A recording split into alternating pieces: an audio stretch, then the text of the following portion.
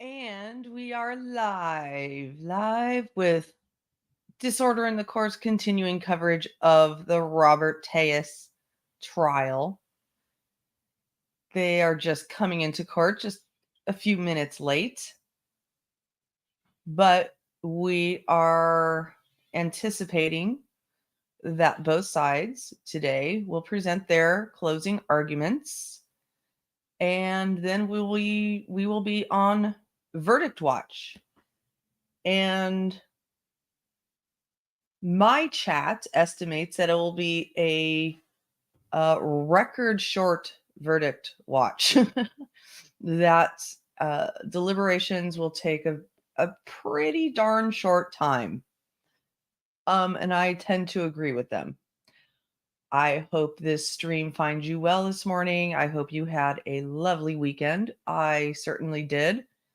I had fun with my some family members and friends yesterday. Nice and refreshing to get away from the online madness. Good morning. Good morning. Welcome here. Please remember to hit the thumbs up as you come in. The lawyers for the defense did just come into the room. I haven't myself seen the prosecution come in, but they should be in shortly. Now, there is also today a preliminary hearing happening in the Corey Richins case. That is the book author who wrote a book. Hello, AC9. That's the book author who wrote the book about her. It was a grief book for children that she wrote after she, quote unquote, suddenly lost her husband, but now she's accused of actually poisoning him. And that preliminary hearing is happening today and tomorrow. Good morning, Sparkles. And that hearing will determine when and if there is a trial in the case. I will be kind of monitoring that in the background, seeing if there's anything exciting that comes from that. Every time I've tried to show any part of the Corey Richins case live, there's been issues. Hello, Christina. I'm glad you. Oh, that sounds really nice, Christina. That sounds really, really nice. It definitely has been hot, so being around a lake and boating sounds wonderful. Very wonderful. The courtroom isn't quite as packed. I'm starting to wonder if they're, they said that they were going to be starting at 9:30 this morning, but now I'm sort of wondering. Good morning, Teacup. I was able to find, when there is a break, I was able to find a couple of videos, older videos of, right after all of this news came out, that this, oh my gosh, 110, Christina, that's crazy. That is, yeah, that's when you definitely need a lake, or at the very least, a swimming pool or a kiddie pool, a blow up pool to sit in the front yard. But anyway,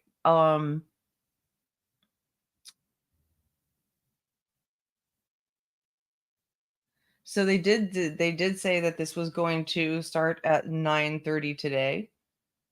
And I suspect that's why all the cameras are open. And anyway, as I started to say, but when we take a break, I found some older videos from right after he got arrested and charged, and all the information started coming out about his possible involvement, and former employees started speaking out and things like that.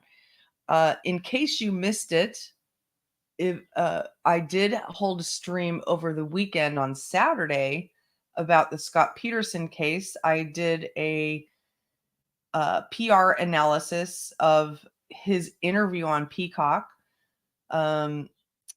And I also have been talking about doing a true crime book club on that channel. And I've been talking about maybe starting with the um, Dylan Tallman book, but actually over the weekend, I have decided to go in an almost completely different direction with the book club, or with the kind of um, content that I want to be reading in the book club. Um, and so, but I'll talk more about that on that channel. But I know several of you were very interested in that. I, you know, it occurred to me that um, there's probably not much we could get out of the Dylan Tallman book. Um, we and what I really want to do on that channel is for us to learn and um, to grow, to honestly grow in our understanding of human behavior and the human experience. And I think there are better books to do that with than the Dylan Tallman book. And I have one in mind that is related to a pretty big case that's happening right now. But um, I'll talk to you all a little bit more about that on that channel when I go live. I am planning to do so on this channel. I am streaming the Wade Wilson um, sentencing, which is tomorrow morning. We should be on. We may or may not be on or verdict watch in this trial, or we could already have a verdict by then. I Maybe we should do a little poll in here. How, or maybe let's just do a very informal vote right now. How many of you believe we will have a verdict by the end of the day today? Put a 1 in the chat if you think we will have a verdict by the end of the day today. And what that would mean is that both sides were able to get through their entire closing arguments, and then the jury sent away and come back with their actual verdict. Put a 1 in the chat if you think that will all happen today. If I were, let me see, I'm going to go ahead and put a 1 in the chat because I think that's actually possible. I think it's actually possible for that to happen today. Hey, Rachel, nice to see you. Yeah, because, as we have AC9 believes it too. This trial has gone really, really fast. You don't think it's plausible? Yeah, I would say that I'm in like the 90% category. I think this jury wants to get home. Well, of course, every jury probably wants to get home, but it just seems so so obvious, this case. There doesn't seem to be, I don't think this defense lawyer, poor guy, was able to um, get any wins in any of his cross examinations. I didn't see, there literally was not any uh, holes that he was able to poke in anyone's. Yeah, I agree, Christina. I don't think he was able to poke holes in anyone's testimony. And in fact, when there were some major blows landed on the defendant by the prosecution, he was not able to rehabilitate his client. So, for instance, the idea of the, one more thing Apple Watch message. The idea is that um, there's an Apple Watch message that was not found on Robert's device, but was found on his wife's Apple Watch that says, "Where are you?" right around when prosecution believes the murders happened. And it also happens to be when Tejas says that he was on, let's see, he was home. He said he was home. He went for a walk and then he went home and then he went to the gym. But there's a message on the Apple Watch that says from his wife to him, "Where are you?" Okay. Now, and then the prosecution um, proclaims that they believe, that they put forth a strong argument that they believe that he or his wife are the ones that deleted the message from his phone, but not on. So he, as controller of his device where that message wasn't found, deleted the message and that looks suspicious. So the the the defense's comeback to that was to basically get the detective to admit that he can't know for sure who actually deleted the message. But that does not rehabilitate the issue. The primary issue with that message is that his wife is asking, "Where are you?" right when the murder is happening and right when he says that he's home. Okay. So it doesn't matter who deleted it. The fact is that the message is there and and now it's gone and there's no good explanation for it. There's just not a good explanation for it except they probably want us to believe that somebody just planted that message on his phone somehow. Just so you know, I'm also looking over at where Corey Richins is supposed to be going on. My understand and nothing is happening there. My understanding is that they're I believe they're not allowing like full camera access in that room.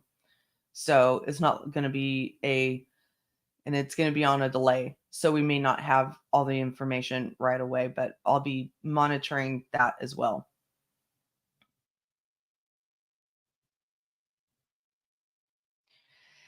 Yeah, so there have been days where I've noticed in this trial where they've pushed on when they're, almost, they're pushing toward the end of the day and they want to get through things and you know,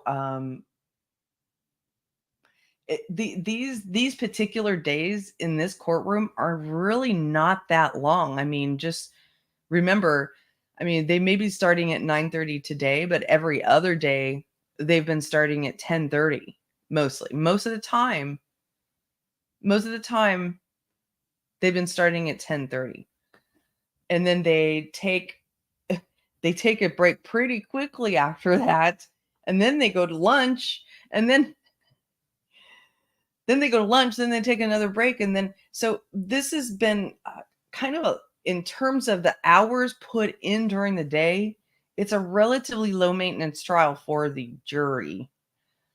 So it's not really asking a lot for them to like push through a little bit, get to 5 o'clock, um, rather than breaking things down at 4 o'clock.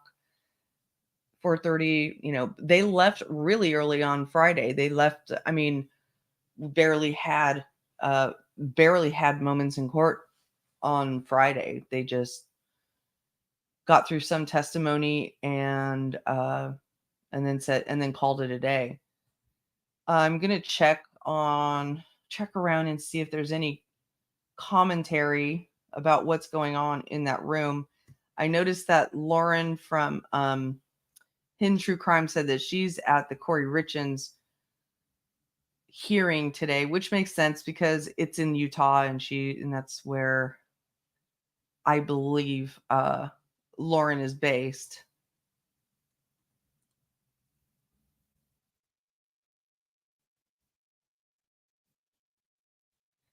It would be interesting to see if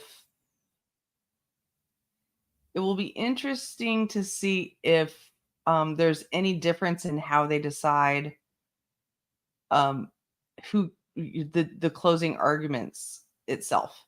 Um, will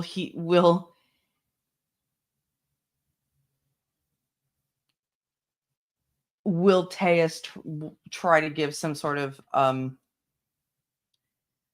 will he want to try to give closing arguments? I don't think that would be a very good idea. I don't think he helped himself at all. As we can see, he's not in the courtroom, and the courtroom is not very full. I don't know what's going on, and there's really nobody tweeting or talking about what's going on in there.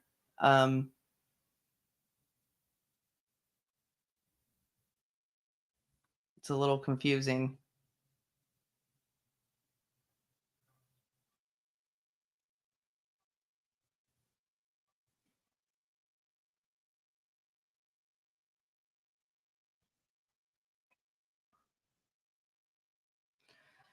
Well, while we're waiting for that, maybe to keep ourselves abreast of this. I doubt it, Rachel. I think it's a little too late for him to do that, but I don't know. We'll see. Weirder things have happened. Maybe he's throwing some kind of a fit. Maybe he's throwing an Adam Montgomery type of a fit.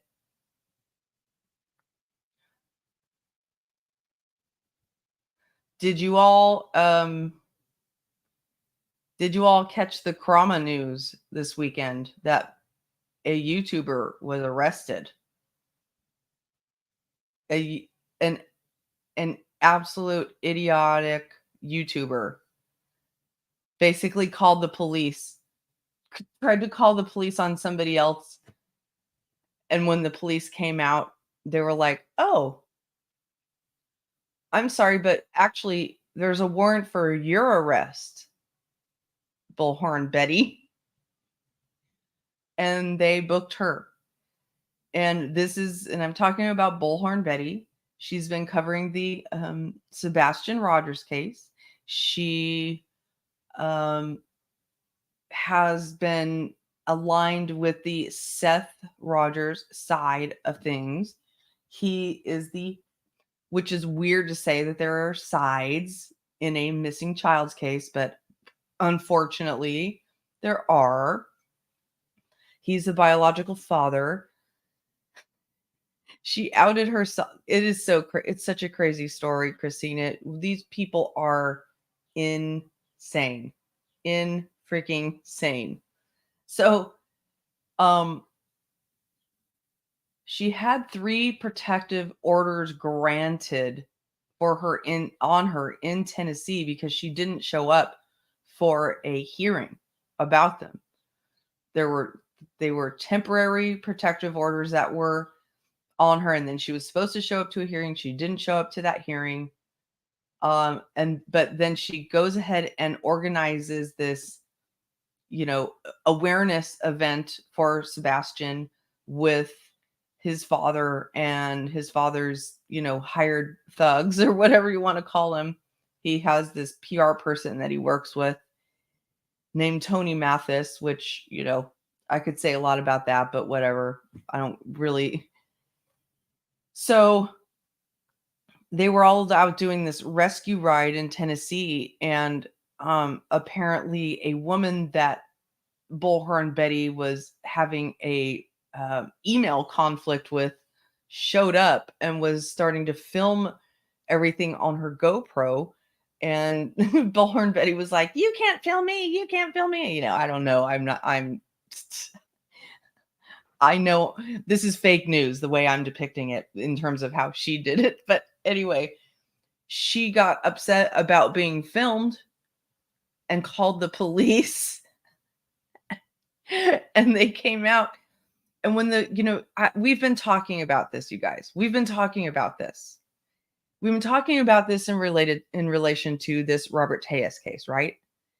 When you call the police, you can't just assume that they're only going to take what you say lock, stock, and barrel. Okay. You can't assume that they're going to come out and believe that you are the victim. If they come out and they observe what's going on, and then they check they check their warrant database and find that you have a warrant on your head. And that's exactly what happened. Exactly what happened here. She calls the police. They come out and they're like, "Oh, you're that woman? You sorry, we got to take you in." And she got arrested. So not only did she get arrested, but she ended up with 2 mugshots, 2 booking photos because they booked her into one county jail, and then at 3 a.m., they, transferred her to a whole other county jail, an entirely different county jail, so she got a 3 a.m. mugshot at that county jail. Have you all seen those mugshots? Those 2 different mugshots from the 2 different county jails? It's just a crazy situation, and what's so sad is, like, I I don't think I've seen more energy or activity around that particular missing child's case until this happened. And it's not around this case. It's not around finding him. It's around the arrest of a fucking YouTuber who doesn't know how to um control herself, who can't follow orders, who can't show up for a court date, who says she knows the law but doesn't know the law, who says she's a law and order person but can't but won't respect authority to save her life, right? It's just absolute insanity. And it's so depressing. So depressing to see what social media does to these true crime cases. I'm devastated over it. I'm not going to lie. I'm devastated over what social media does to these true crime cases. Because I mean, you just have to ask yourselves, okay, how much of this stuff would be happening if these people couldn't get paid for clicks and views? Just ask yourself. Ask yourself how much of any of that stuff would be happening if there wasn't a way to get more attention on social media and like literally get paid more the more attention you get. How much of that would be going on? Just you don't have to tell me the answer. Just I'm going to look and see if there's nothing up. Oh, this is interesting. I popped over to the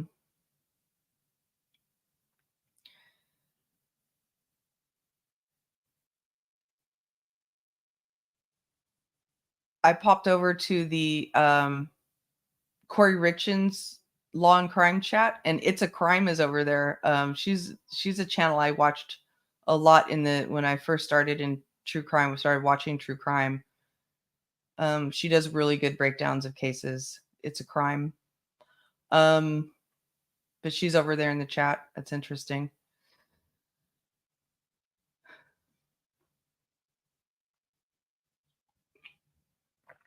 But I'm gonna look on Twitter and see if there's anything going on. They say what's going on with Corey Richins.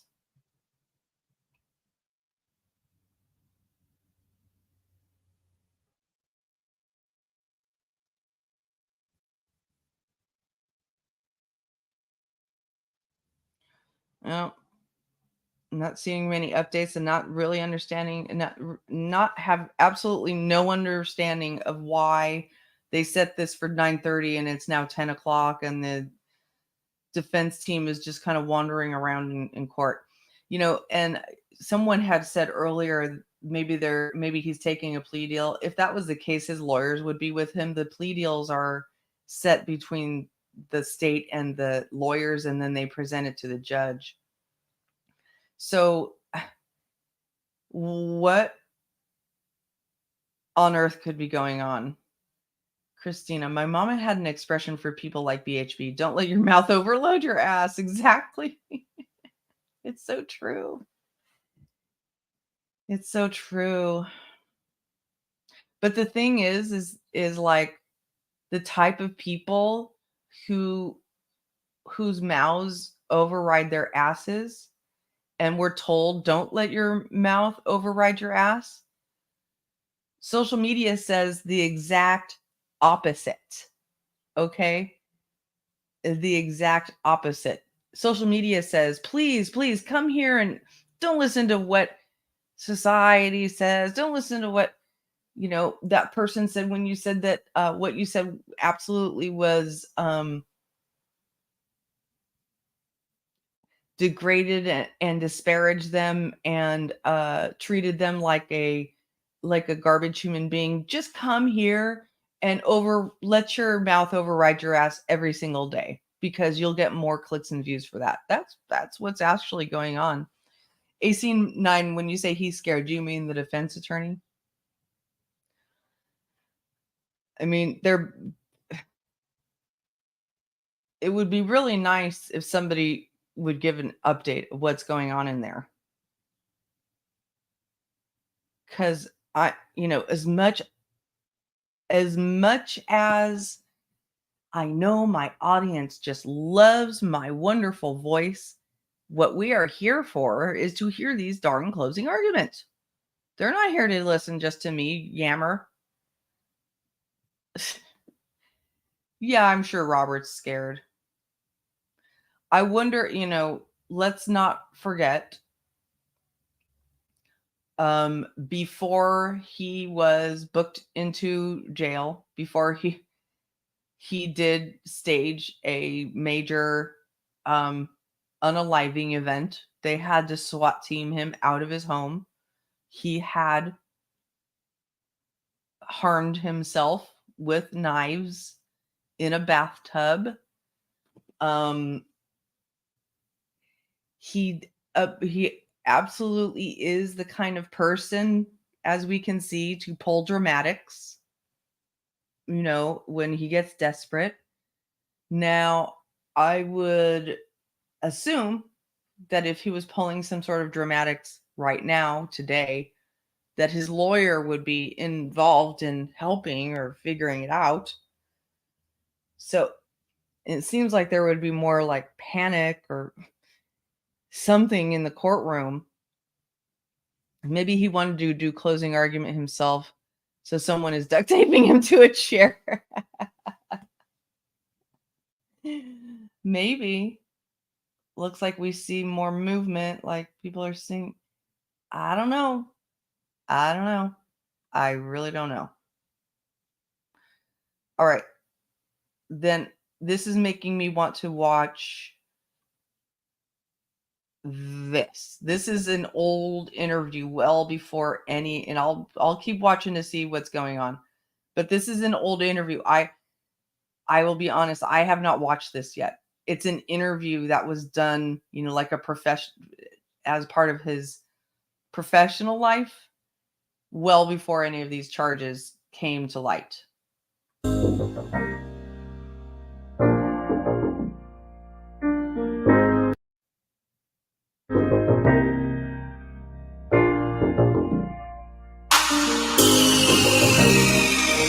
My co-toastmaster at Windjammers, and that's how we met. And Robert tell us, Robert, what you're doing. So, well, yeah, we did meet at Toastmasters, and that's a lot of fun every morning, every Wednesday morning. We get to. Oh my gosh. So or does this man mean to tell me that he went to Toastmasters? I don't believe it. I mean, and that goes to show, if you don't know what Toastmasters is, it's a group that is all over the place. It's all over the United States, maybe even the world, where you can go and learn how to be a good speaker. You get up and you present. Toastmasters it's been around for probably around 50 years, maybe longer. And anybody can join, and you go and you learn how to be a good public speaker. Okay. Now, do you think Robert Tejas learned anything from Toastmasters? Yeah, it tracks, right, Rachel? Did he learn anything from his Toastmasters experience? Let's keep going. Together, we sit down, We critique each other's speeches. Being in Toastmasters helps us to improve our public speaking, and really we do have fun a lot of the times. Yes. But that's what I do for fun. What I do for work is I'm an estate planning attorney. This is really, really cringy. This is cringy as hell. I work I work at Accolade Law.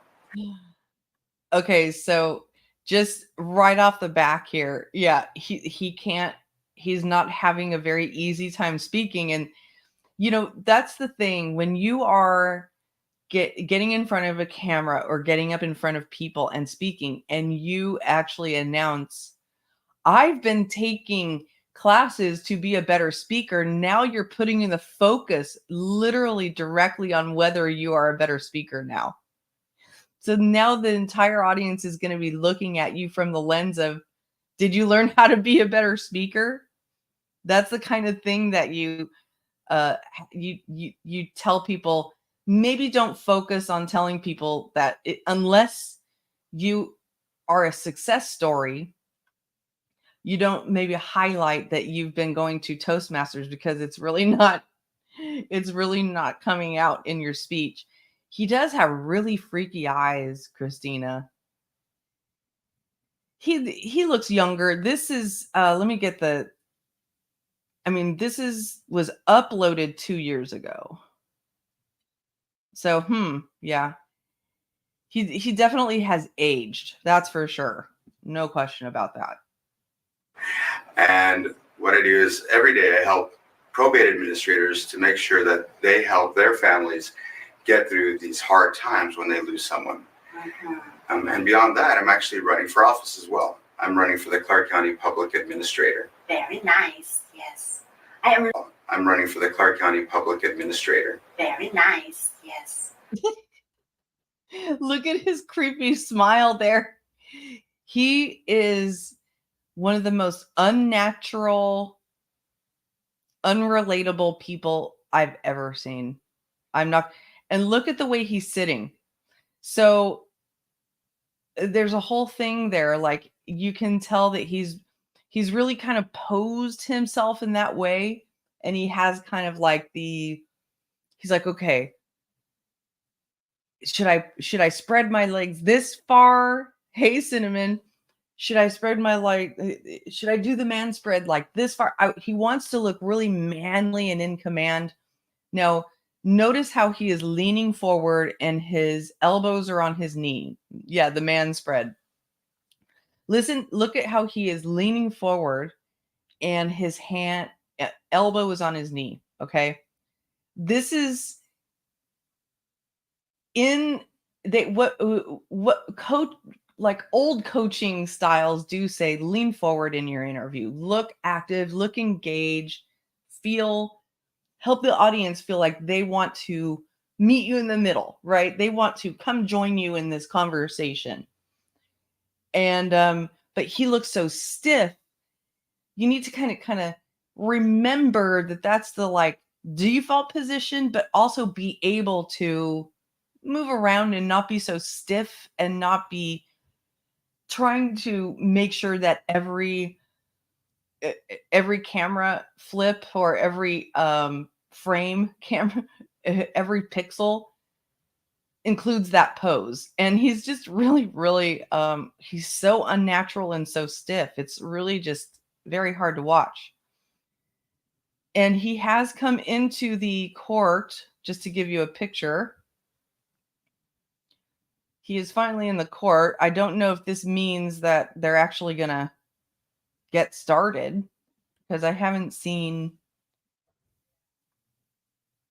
prosecution come into court. I also have not seen anything going on in the Corey Richins side of things. Okay, so let's jump back over to our video. And I'll jump right back over as soon as they start.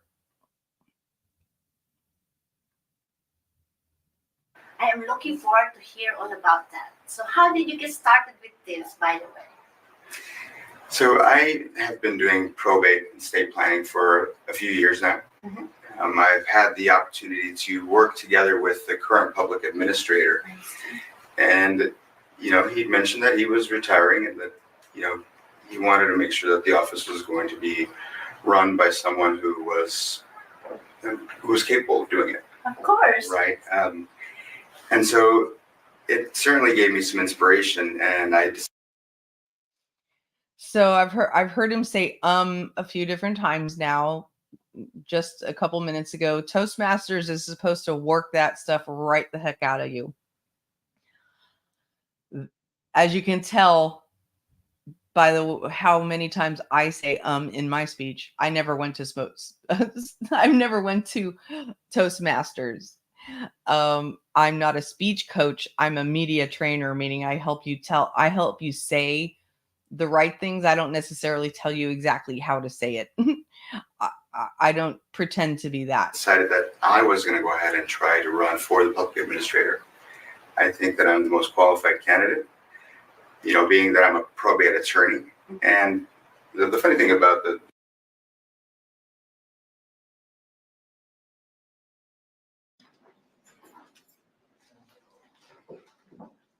they have given us sound. And welcome everybody. Please remember to hit the thumbs up. Thank you very much. They have called us.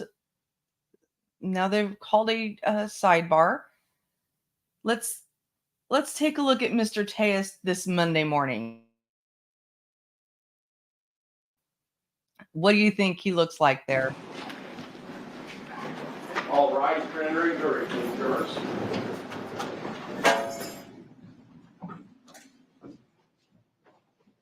He's looking at every single juror. He's trying to read their mood. That's what I'm getting from that. He was looking at every single jury member. His tie's a little crooked. Not gonna lie, it's a little crooked, just kind of like him. Just kidding. Okay, good morning, ladies and gentlemen. Does the state stipulate to the presence of the panel? Yes, Your Honor. And the defense? Yes, Your Honor. Okay, at this time, ladies and gentlemen, I am going to instruct you on the law. Officer Hawks is handing out the jury instructions. Oh, Each of we you will got have a jury copy of the instructions first. You'll be able to take them with you when you go back to deliberate upon your verdict.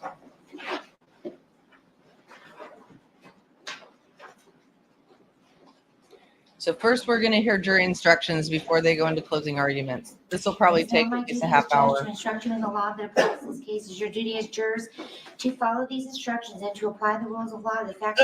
Maybe it'll be less. She is a very fast reader. Regardless of any opinion you may have as to what the law ought to be, it would be a violation of your oath to base a verdict upon any other view of the law than that given in the instructions of the court. Instruction number 2, if in these instructions any rule, direction, idea is repeated or stated in different ways, no emphasis thereon is intended by me, and none may be inferred by you. For that reason, you are not to single out any certain sentence or any individual point or instruction and ignore the others, but you are to consider all the instructions as a whole and regard each in the light of all the others. The order in which the instructions are given has no significance as to their relative importance. Number 3. An indictment is He looks like he's pretending to listen, but not really listening. Any evidence of his guilt. In this case, it is charge and indictment. Christina, the second day that of is true. 2022 within the county of Clark, state of Nevada. Contrary to the form, force, and effect of statute, since such case is made and provided, and against the peace and dignity. So this jury, I do remember, is made up of 7 men and 7 women. Victim 60 years of age or older as follows. I don't know when they're going to pick which ones are alternates, but it's certainly an even divide. A knife by stabbing the said Jeffrey Gearman multiple times about the body, the said killing having been 1, willful, deliberate, and premeditated, and or 2, perpetrated by lying in wait for the said Jeffrey Gearman, and or 3, perpetrated by abuse of an older person. It is the duty of the jury to apply the rules of law contained in these instructions to the facts of the case to determine whether or not exactly the defendant is guilty of the offense charged. Number 4, murder is the unlawful killing of a human being with malice aforethought, either express or implied. The unlawful killing may be effected by any of the various means by which death may be occasioned. Number 5, Malice aforethought means the intentional doing of a wrongful act without legal cause or excuse, or what the law considers adequate provocation. The condition of mind described as malice aforethought may arise from anger, hatred, revenge, or from particular ill will, spite, or grudge toward the person killed. It may also arise from an unjustifiable or unlawful motive or purpose to injure another, proceeding from a heart fatally bent on mischief, or with reckless disregard of consequences and social duty. Malice aforethought does not imply deliberation or the lapse of any considerable time between the malicious intention to injure another and the actual execution of the intent, but denotes an unlawful purpose and design as opposed to accident and mischance. Number 6, express malice is that deliberate intention unlawfully to take away the life of a human being, which is manifested by external circumstances capable of proof. Malice may be implied when no considerable provocation appears, or when all of the circumstances of the killing show an abandoned and malignant heart. Number 7, the indictment alleges alternative theories of murder in the first degree, as allowed. I mean, I have a serious question for you. If you were on this jury and you were listening to this judge reading this off, would you be capturing everything she's saying? And or by abuse of an older person. Number 8, one theory of murder of the first degree is murder which is perpetrated by means of any kind of willful, deliberate, and premeditated killing. All three elements, willfulness, The energy of this judge just cracks me up. It's like she's just phoning it in most of the time. First degree murder under the theory of liability. Number 9, willfulness is the intention to kill. There need be no appreciable space of time between formation of the intent to kill and the act of killing. Number 10, deliberation is the process of determining upon a course of action to kill as a result of thought, including weighing the reasons for and against the action, considering the consequences of the action. Yeah, imagine listening to this 2 times speed. The determination must not be formed in passion, or if formed in passion, it must be carried out after there has been time for the passion to subside and deliberation to occur. A mere unconsidered and rash impulse is not deliberate, even though it includes the intent to kill. Number 11, premeditation is a design, a determination to kill distinctly formed in the mind by the time of the killing. Premeditation need not be for a day, an hour, or even a minute. It may be as instantaneous as successive thoughts of the mind. For if the jury believes from the evidence that the act constituting the killing has been preceded by and has been the result of premeditation, no matter how rapidly the act follows the premeditation, you don't get the sense that she is even absorbing the words that during which the you know what I mean? pondered before it can ripen into an intent to kill, which is truly deliberate and just reading them. premeditated. She's not The time will relaying vary with different individuals you know? and under varying circumstances. The true test is not the duration of time, but rather But the does she extent breathe of through a reflection. straw?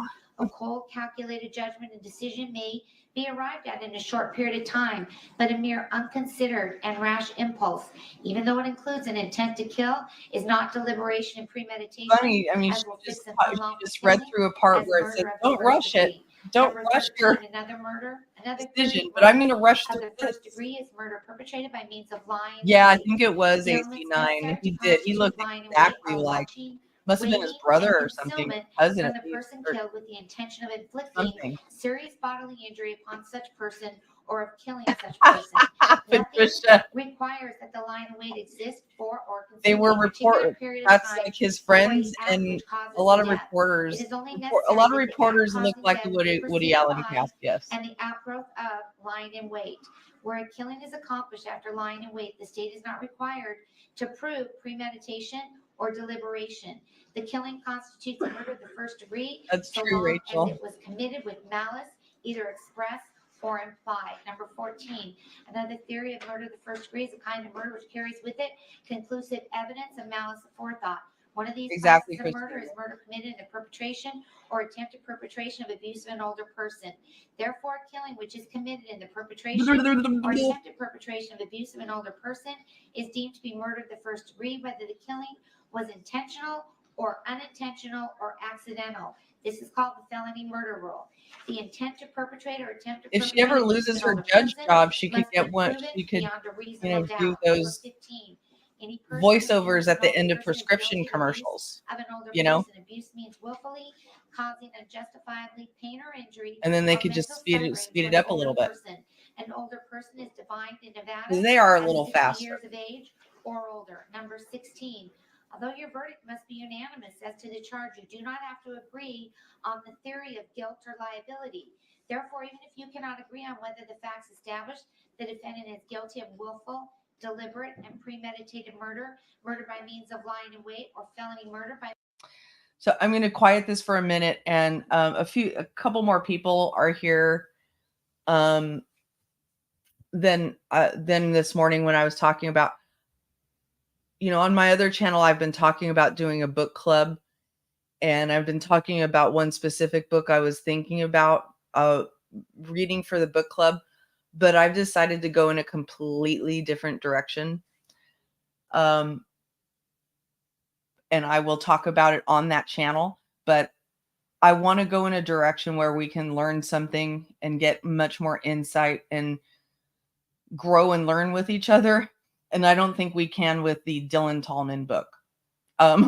So I have picked a book.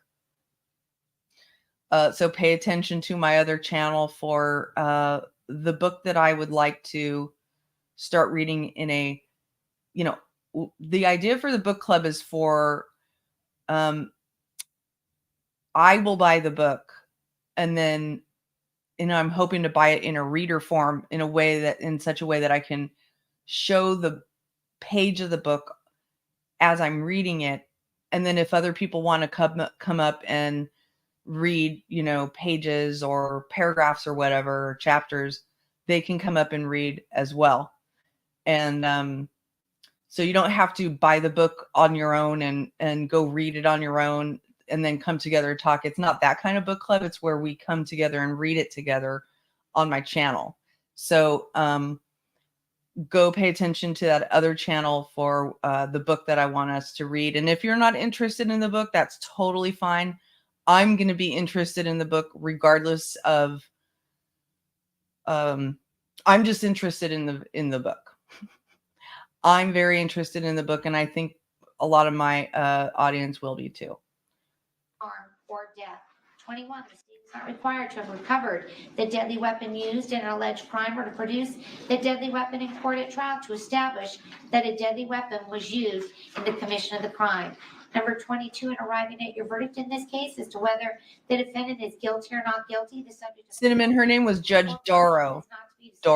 But yeah, she was great. Your verdict. If your verdict is murder of the I mean, first she degree, put up with a lot of then they crap appear with to determine Darrell the Brooks. issue of penalty or punishment. Number 23, to constitute I'm not sure what that an is, Rachel, union behind her with or the joint crystals. of an act forbidden by law and an intent to do the act. The intent with which an act is done. Yeah, is shown by I just don't think that circumstances there's anything we can learn from it. I want us to break chains, not stay in the same chains. And sometimes I have to look at things that are going to break chains, not keep us in the same chains. And I think that would keep us in the same chains. At least me. Number 24. I need to expand my horizons. And I've had enough of Watts for now. Beyond a reasonable doubt, every element Yeah, Saint Jennifer Darrow. That's agreed. Reasonable doubt is one based on reason. It is not mere possible doubt, but is such a doubt as would Yeah, control a person. that's kind of a priceless look right there. The jurors, after the entire He looks so all the evidence are in such a condition that they frightened, and he's comforting himself again with his fist under his chin. Must be actual, not mere possibility. He looks busted.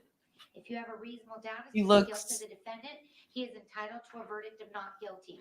Number 25, the evidence which you are to consider in this case consists of the testimony. He looks put upon. The exhibits and any facts submitted or agreed to by counsel. There are two types of evidence. He looks put upon. Circumstantial. Direct evidence is the testimony of a person who claims. If you saw earlier when he was standing up, when the jury first came in, he looked at each and every single one of them to try to understand where their head was at. The law makes no distinction between the way to be given either direct or circumstantial evidence. Therefore, all of the evidence in the case, including the circumstantial evidence, should be considered by you in arriving at your verdict. Statements, arguments, and opinions of counsel are not evidence in the case. However, if the attorney stipulates to the existence of a fact, you must accept the stipulation. He as does evidence not seem and regard to that really be fact as listening true. to the You words. must not speculate to be true any insinuation. He's processing his suggestion, own question asked a witness, thinking a and his question own. not evidence, and may be considered only as it supplies meaning to the What are the answer. thought bubbles in You his may head disregard right any now, you evidence if an guys? objection was sustained Can you by the caption that? court and any evidence ordered stricken by the court. Anything you may have seen or heard outside the courtroom is not evidence and must also Like, be disregarded. yeah, I'm fucked, or Number 27, oh no, in this you know, trial, in his you mind, have it might considered be, acts I've by the totally defendant, convinced these Mr. people Case, I'm the innocent. articles written by Jeff You Garrison. know, You are not to conclude from this evidence the defendant is when a person Darrell of bad Brooks character or is predisposed heard the to guilty commit plea, crimes. Number 27, I the think credibility or believability he of a was witness should be determined genuinely by their shocked. manner upon the stand, I think their Darrell relationship to the Brooks parties, their fears, motivations, and really, their feelings, really, their really thought that opportunity to he have talked that matters jury into to believing which they him. testified, And I the did a video truthfulness of their about that. statements and the strength I'm or pretty sure correctness of it their was on this recollections. channel. I forget if it was on this one or on the Checkmate channel. Sorry. In the case, you may disregard the entire I testimony did a of video evidence on or that, portion and of it their did testimony really, really well. which It got is almost proved by other 200,000 evidence. views. Number 28, witnesses who have special Because I knowledge, think a lot of skill, other people experience, saw and that too. knowledge on a particular subject have testified to certain opinions. This type of Clearly, witness is referred to that as an thing expert got its witness. views In before determining what weight to give an opinion expressed anything was by an done to my expert witness, channel. you should consider the qualifications and believability of the witness, the facts or materials upon which the opinion is based, and the reasons for each opinion. Opinion is only as good as the facts and reasons on which it is based. Yeah. If you find that any fact has not been proven, We'll or know has by been the look on disputed, his face you when may they do the consider that in verdict. determining I the mean, value of the opinion. I'll do a Likewise, you poll must consider later. the strength or weaknesses of the reasons on which it is based. You are not Maybe I'll bound do it by any now. Why opinion. not? Give But each opinion the weight you find it deserves. You may disregard any opinion if you find it to be I'm pretty sure unreasonable. my chat Number is on the 29, although guilty you are to side consider of things with only this the guy. evidence in the case and reaching a verdict, you must bring to consideration It'll be really the interesting evidence to with see everyday common what sense his reaction and is to judgment of that reasonable men when and he women. hears those words, Thus, you are and not if he's limited to only what genuinely you see and surprised, hear or as the witnesses testify. You may draw if reasonable there's inferences even from a the hint evidence of which reality occur in and his justified soul. in the light of common experience. Keeping in mind such inferences should not be based on speculation or guess. He A looks verdict should not be sad. influenced by sympathy, prejudice, He or looks like public he's opinion. Your like a decision child, like should a be the sad product of child. sincere judgment and sound discretion in accordance with these rules of law. Number 30, during your deliberations, you're not to communicate with anyone in any manner regarding the facts and circumstances of this case or its merits, either by phone, email, text, messaging, internet, or other means. You are admonished not to read, watch, or listen to any news or media accounts or commentary about the case. You're not permitted to do any independent research, such as consulting dictionaries, using the internet, or any other reference materials. You are further admonished not to conduct any investigation, test a theory of the case, recreate any aspects of the case, or in any other manner investigate or learn about the case on your own. Number 31, when you retire to consider your verdict, you must first select one of your members to act as foreperson who will preside over your deliberation and will be your spokesperson in court. During your deliberation, you will have all the exhibits admitted into evidence, these written instructions, and forms of verdict prepared for your convenience. Your verdict must be unanimous. As soon as you agree upon a verdict, the foreperson shall sign and date the verdict form and return with it to this room. Number 32. Now you will listen to the arguments of counsel, who will endeavor to aid you to reach a proper verdict by refreshing in your minds the evidence and by showing the application thereof to the There's a law. poll. But whatever counsel may say, you will bear in Time mind to it vote. is your duty to be governed in your deliberation by the evidence as you understand it and remember it to be, and by the laws given to you in these instructions, with the sole fixed and steadfast purpose of doing equal and exact justice between the defendant and the state of Nevada. The state may open and close the arguments. Thank you, Your Honor. All right, here we go. Morning. By June of 2022, Jeff Garriman had caused a lot of problems for the public administrator, Robert TELLES. He had written articles accusing Mr. Telles of an inappropriate relationship. He had written that he was bullying in the office and had created a hostile environment in the public administrator's office. He had written an article saying that the management of Mr. Telles was so bad that the county had to bring in a private consultant in order to assist with the management of an 8-person office. After Mr. Gehrman wrote those articles, Mr. Telles lost his primary race and would not be the public administrator after that. And not just that he lost the race, he lost the race to a rival within the public administrator's office itself. And from the text messages of Mr. Telles, we learned that this was deeply, deeply troubling for him. He wrote to Mr. Gehrman, "I don't know what to say. I told you how much this all impacted me. You heard from employees who are being harassed by these people, provided you," I think this is a typo, "proof that I was doing my best to actually smooth things over. I had to make hard decisions. Still, you wrote an article that makes it sound like I'm the guilty one. That wasn't fair or balanced." He told Mr. Gehrman, "I'm distraught right now. Clearly, there are typos in my message." He told Mr. Gehrman that he was adding to the pressure of his life. "I've done so much for that office. I've told you that I've been followed and that I caught Rita following me. You decided to take it on her word that she wasn't. However, clearly she was. It seems to me that you value sensationalism or the value of a potential takedown than actually telling the truth. Thank you for helping him drop more pressure on my life." Now, Mr. Gehrman's response was a response that you get probably from many reporters. He says, "Sorry you feel that way. My editors and I feel the story is fair and balanced." Mr. Telles's response, "I don't know that you could truly feel that. You have concrete proof I provided you of what is really going on. You acknowledge much of it. You mention none of it. If telling yourself that you were fair helps you sleep at night while you're trying to destroy good people, that's your prerogative." And Mr. Telles does attempt to fight back from these articles on his campaign website. He posts this letter discrediting the paper and discrediting the allegations in those articles written by Mr. Gehrman.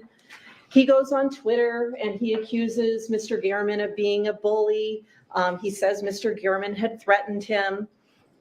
He told other people on social media in this first screenshot that because of those articles, I had to increase my medication to cope with it all.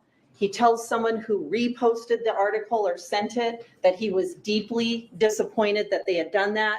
And he's generally following the fallout of those articles on social media.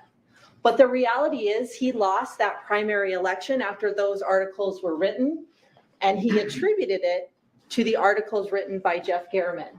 He told his best employee, Nicole Lofton, unfortunately, too many people bought the lies.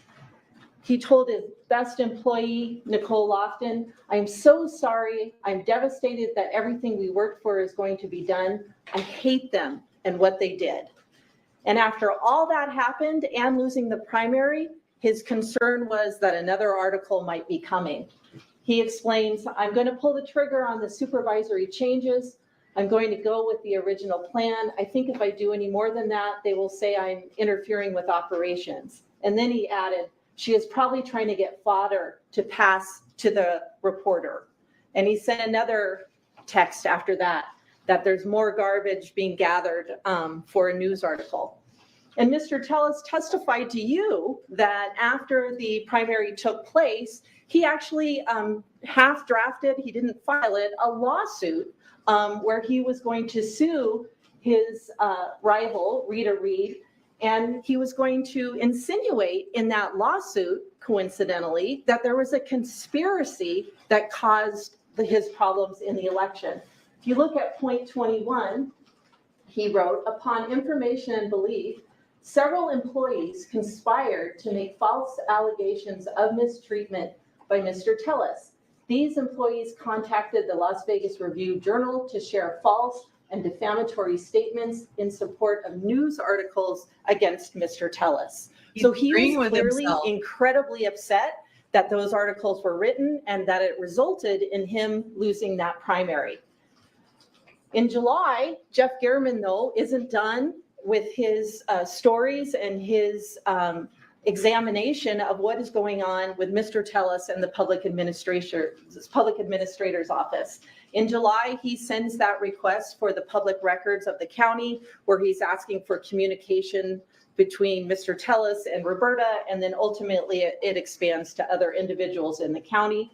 But he wants all team messages between Mr. Telles and Roberta. He wants cell phone messages. He wants essentially all of their communications as of July, and that's after those 4 articles were written.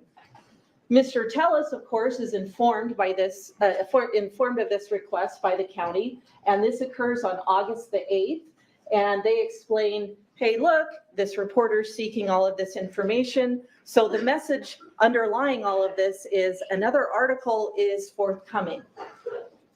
Mr. Telles messages back that he wants to review those communications prior to them being released to the reporter. But as of August 8th, he's on notice of another article coming. And if you look at this email, he responds about 20 minutes after that first email was sent to him.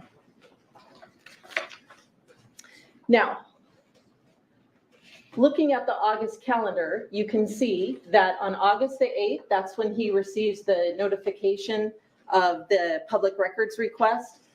And by August the 12th, there are images from Google Maps of Jeff Gehrman's neighborhood, Bronze Circle. We don't know the date they were created, but we know they were modified by August the 13th, meaning they had to be created sometime before that. Now, this doesn't mean that Mr. Telles physically went to Bronze Circle on the days leading up to the modification date of the 13th. It simply means that he went and accessed Google Maps, and Bronze Circle is the area that was searched and accessed by his phone. And those images are, of course, where Jeff Gehrman lives.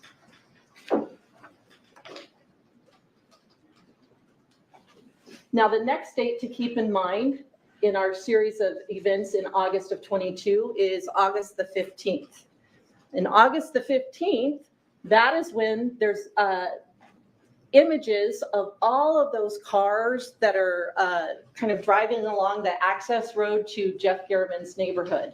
Now, once again, we have a modification date. That doesn't mean that the images were all taken on the 15th, but they had to exist before the 15th to be modified on that date. And if you recall, Detective Gaddis figured out where this was, and it's right off of Mr. Gehrman's neighborhood. His house is right here on Bronze Circle, and she figured out by looking at the photographs where it was located in Las Vegas. And she figured out it was located right at this Popeyes parking lot, and that slanted wall ends up being in almost all of the images. And there are a lot of them, of several cars driving by the access road to Mr. Gehrman's house. So we have the notification on the 8th. We have accessing Google Maps on the 12th. We have those screenshots of all of those vehicles in conjunction with Mr. Gehrman's neighborhood by the 15th. And then by the 23rd, there have been searches of Mr. Gehrman's personal information on Mr. Telles's computer. This is Mr. Telles's work computer at his desk. If you look at the screen on the right, you can see like there's a bottle of hand sanitizer, there's an arrow pointing to it. Here's a closer view. And the screenshots from his phone, you can see that the same cap to that bottle is in the screenshot as well. So these were clearly taken on his work computer while he was at work. And you can see that he's looking up personal information of Mr. Gehrman, the kind of car he drives. He ultimately is able to get the address of 7216 off his work computer. And once again, those photos were in existence by August the 23rd of 2022. So all of those events, the notification, the accessing of Bronze Circle on Google Maps, the screenshots of the car, and then using the work computer to access personal information of Jeff Garriman all occurs in August of 2022. Moving to September, that's when Mr. Telles on September the 1st receives notification that the county is getting ready to release all of those documents that were subject to the public records request. He's notified and Ms. Kennan is notified on September the 1st of 2022, and the murder's the very next day. It's about 15 hours later. Now we know that on the morning of the 2nd, Mr. Telles left his house and proceeded into the area of Mr. Garriman's neighborhood, and that he kind of meanders around there, but ultimately ends up on those cross streets and then proceeds on foot to Mr. Garriman's residence. Mr. Telles's residence is at the top of the screen there on Spanish Steps. He goes down that Silk Tassel Road and then goes on Red Hills Road.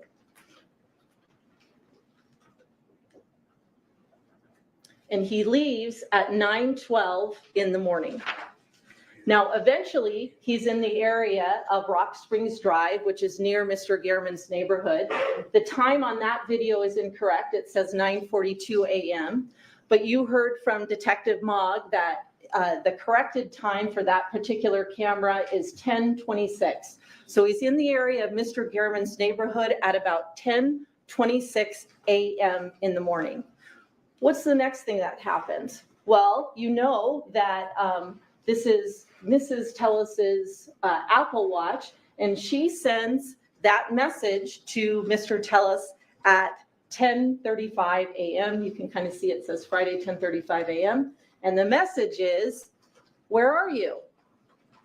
Well, he's sitting in Mr. Garriman's neighborhood, so he's not answering this text message. That text message goes unanswered. Mr. Telles at 10:40 a.m. is now on Wintergreen Drive, which is the cross street to Bronze Circle. He's on Wintergreen Drive at about 11 a.m. and the murder itself takes place at about 11:18 a.m. Then Mr. Telles is back at his own neighborhood by 11:51 a.m. And this is video from that Piggott Elementary School, which Detective Mogg indicated that that timestamp is correct. And what does he do? He gets back at 11:51 a.m.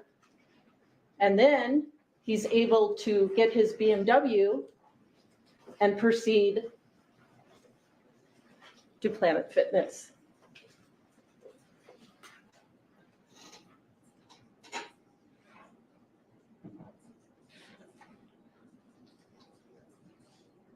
So there's his BMW leaving. It's 12:03, and then you know from Detective Gaddis's testimony that it's about a 4 to 6 minute drive. He's able to be at Planet Fitness by 12:09. So by 9/3, which is now the day after the murder, it has been reported that Jeff Garriman has been murdered. And then Roberta, who's working, has heard about the murder and she's starting to get concerned. She tells Mr. Telles, I'm working tomorrow now. I don't want to be in the office alone. I'd rather be with the crazy women than alone right now. She's concerned about Mr. Garriman getting murdered and she's scared about being in the office alone. By September 5th and 6th, the Las Vegas Metropolitan Police Department has released images of the assailant and also of the Yukon itself.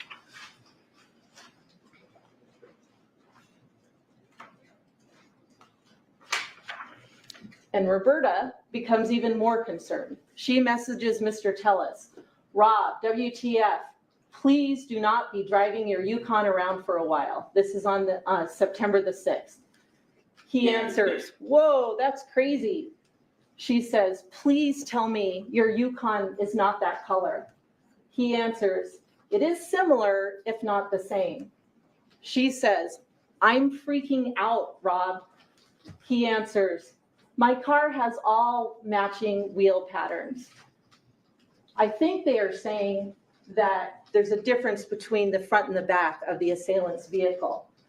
But Roberta looks at it and says, oh, your car is identical. And it actually turns out that Roberta is the one that is correct. His car is identical. From that lighter spot on the passenger side, just below the windshield wiper, there's sort of like a lighter rectangular shaped portion of the car. You can see that in the video. From the differentiating tint between the front and the back of the vehicle, that part is identical. And from the wheels themselves, they weren't different. They were the same. The wheel rims on the front and the back are identical. It is his Yukon. He is the one who committed the murder. So let's talk about the charge of murder. Murder is the unlawful killing of a human being with malice aforethought, either express or implied. And all that means is an act of ill will.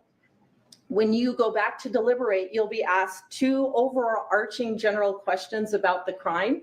And those are, was a deadly weapon used in the commission of the crime? And was the victim of the crime 60 years of age or older? So as you heard from Judge Levitt, a deadly weapon is simply an object capable of causing substantial bodily harm or death.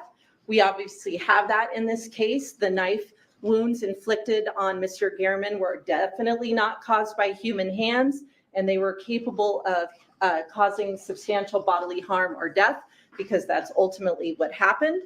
You may be asking, well, where is it? Like that knife didn't come to court. But the instructions tell you that the state is not required to have recovered a deadly weapon used in an alleged crime or to produce it at trial. You just have to be able to gather from the evidence that a deadly weapon was used. Obviously, the injuries of Mr. Gehrman indicate that this was not caused by human hands. A deadly weapon was used to accomplish his murder. So that overarching question about the crime is probably an easy one to answer. Probably the easiest one after that is, was Mr. Gehrman over 60 years old at the time the crime occurred? And he was 69 years old at the time it occurred. So let's talk about first-degree murder. As Judge Levitt explained to you, there are three theories, three pathways that you can reach a verdict of first-degree murder. The first one is a willful, deliberate, and premeditated murder. The second one is murder perpetrated by means of lying in wait. And the third one is murder perpetrated during the course of elder abuse. Now, the first form of first-degree murder is probably the one you're the most familiar with, and that is a murder that is willful, deliberate, and premeditated. And you'd have to find all of those elements in order to find Mr. Telles guilty under that theory of first-degree murder. So let's talk about what each of these mean. Willfulness is very simple. It's simply an intent to kill. Do your actions demonstrate an intent to kill?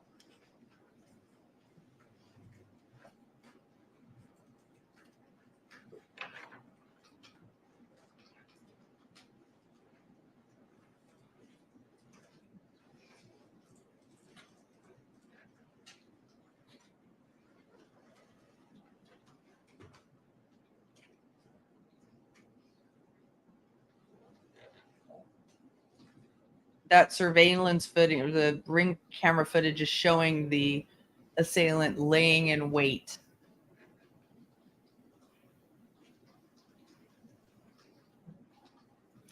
That's true, Rachel. But this camera crew has now shown two different images they weren't supposed to show, which is too bad. They showed a neck slice, and they showed him last week laying on the ground all bloody.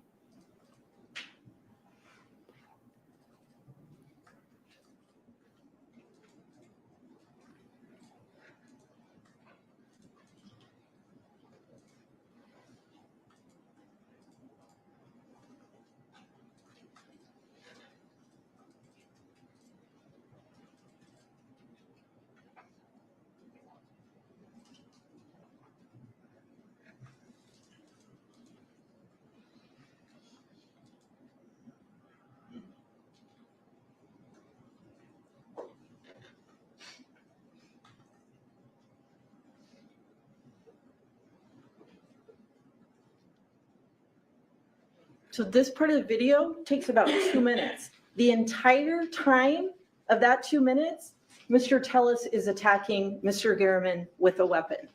So that demonstrates an intent to kill. He's stabbing him repeatedly. Mr. Garriman is clearly trying to fight back, but Mr. Telles doesn't stop. It keeps going and going and going. And it's kind of a long time to be inflicting injuries on another individual.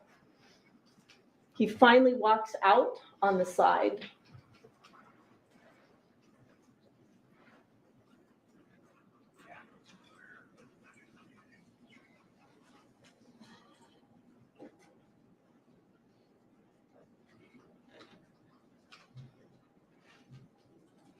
But the duration of that time, the entire time, Mr. Garriman is being attacked. He seems to be getting angrier and So angrier. let's talk about deliberation, which is the second element. Deliberation is determining upon a course of action to kill as a result of thought, including weighing the reasons for and against the action. Well, what do we know about Mr. Telles's actions prior to the murder? Well, we know back in August, when he got notification that another story was likely coming, he kind of goes into research mode on Mr. Garriman, where he's located, what kind of car he might be driving, searches on his computer. All of that demonstrates deliberation. Even if you didn't have all of these actions back in August, the length of time of the actual attack itself is sort of a shorter version demonstrating a course of action to kill, right? In the course of 2 minutes, you are stabbing someone multiple times, you could change your mind, but he doesn't do that. He keeps going and going and going, not even withstanding all this pre-planning. Now, premeditation is the last element of that first theory of first-degree murder, and that is simply a decision to kill before you do it. Before you came in and sat as jurors, you may have thought that premeditation is always a case of pre-planning and months in advance and that sort of thing. And that is definitely a case of first-degree murder and kind of exactly what we have in this case. But you're told by the instruction that premeditation need not be for a day, an hour, or even a minute. It can be as instantaneous as successive thoughts of the mind. So what that instruction tells you is, in the law of Nevada, for premeditation, if I make a decision to kill you and I do it a month from now, that's premeditation. If I make a decision to kill and I do it a week from now, that's premeditation. If I do it an hour later, it's premeditation. If I do it a minute later, it's premeditation. If I do it a second later, it's still premeditation. And you have a video of the attack on Mr. Garriman, and clearly there's a decision made to kill him. But beyond that, you also know that Mr. Telles took the step of leaving his phone at home prior to the murder. That's indication of premeditation and planning. You know that he bothered to disguise himself by wearing the hat and the orange outfit. That shows premeditation, a decision to kill. And you also know, most of all, that he brought a weapon over to Mr. Garriman's house, and that shows premeditation as well. So that theory of first-degree murder has been established in this case. Let's talk about the second theory of first-degree murder, which is murder perpetrated by means of lying in wait. And the instructions explain what that is. Another theory of first-degree murder is murder perpetrated by means of lying in wait. And what that is kind of taking on a place of concealment in order to inflict injury or death upon another person. It's sort of the second paragraph. It says, watching, waiting, and concealment from the person killed with the intention of inflicting serious bodily harm upon, or serious bodily injury upon such person, or of killing such a person. And in this case, you actually see the actions of Mr. Telles literally lying in wait.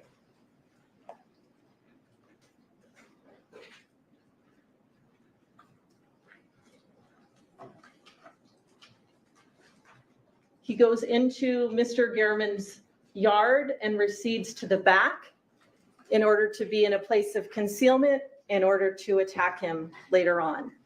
And that is literally lying in wait.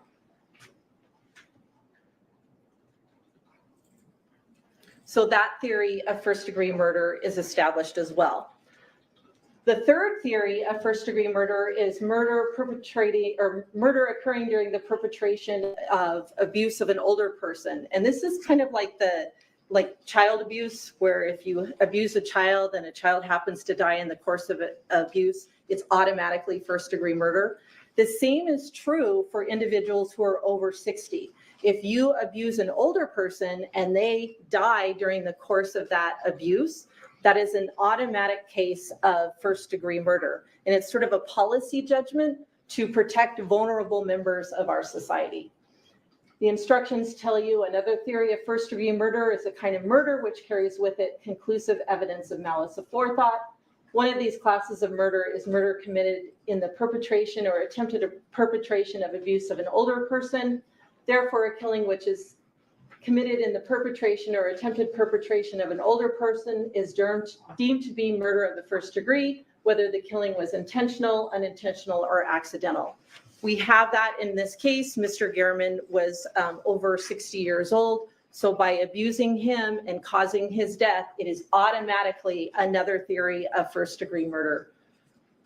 So this is a picture of the verdict form that you'll have back in your deliberation room. And you can kind of see on the top in all caps, it says murder with use of a deadly weapon, victim 60 years of age or older. That was those very first two questions I discussed with you at the beginning of the closing that you would answer as jurors. And then as a jury, you should ask about the individual theories of first degree murder and vote on them. So you have to vote if all 12 of you think that this was a willful, deliberate, and premeditated murder. Do all 12 of you find that it was perpetrated by means of lying in wait? Do all 12 of you agree that it was perpetrated in the course of abuse of an older person? If you find all of those, then you mark those boxes. If you are in disagreement, say only 3 of you think it was willful, deliberate, and premeditated, or some combination, you have to take a vote to decide if all of you believe that it's first degree murder under some theory. And if it is, you mark that last box and say, we don't find unanimously under any of those 3 theories, but all of us agree, 12 of us agree that it's some form of first degree murder. The law tells you, although your verdict must be unanimous as to charge, you do not have to agree on a theory of guilt or liability. So if all 12 of you agree one form of first degree murder, then you mark that last box. But it's the state's position that all 3 of those theories, willful, deliberate, premeditated, lying in wait, and elder abuse, clearly apply in this case.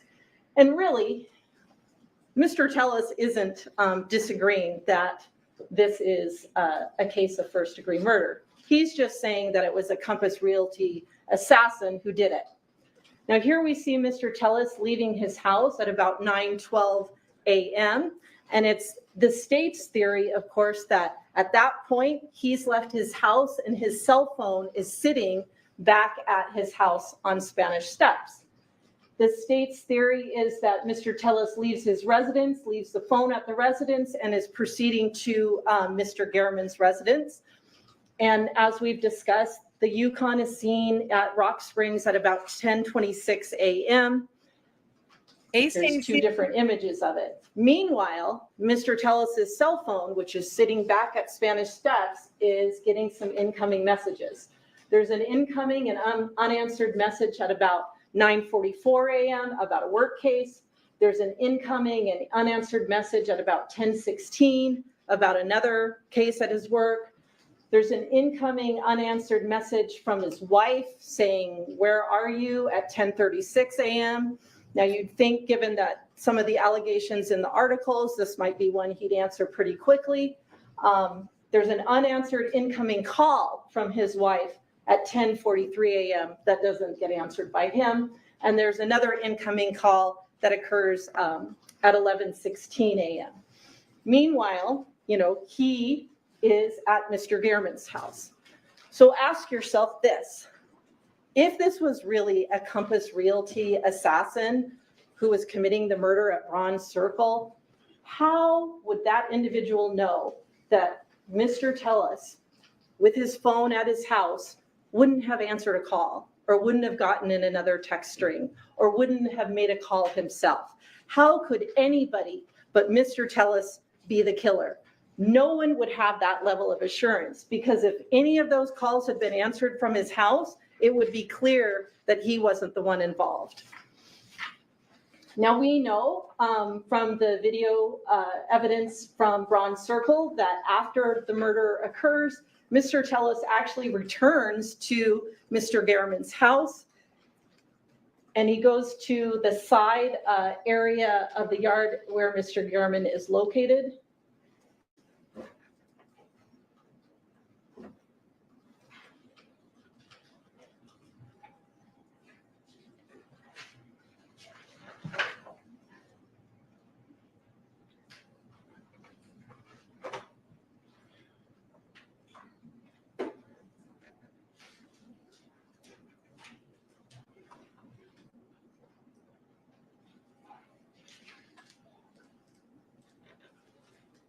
And then he returns back to the Yukon.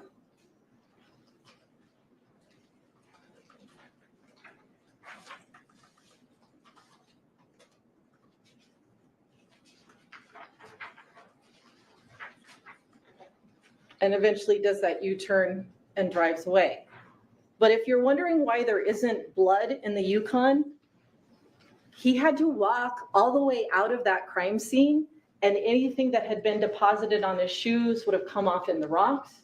Besides that, the crime scene itself is not drenched in blood on the ground.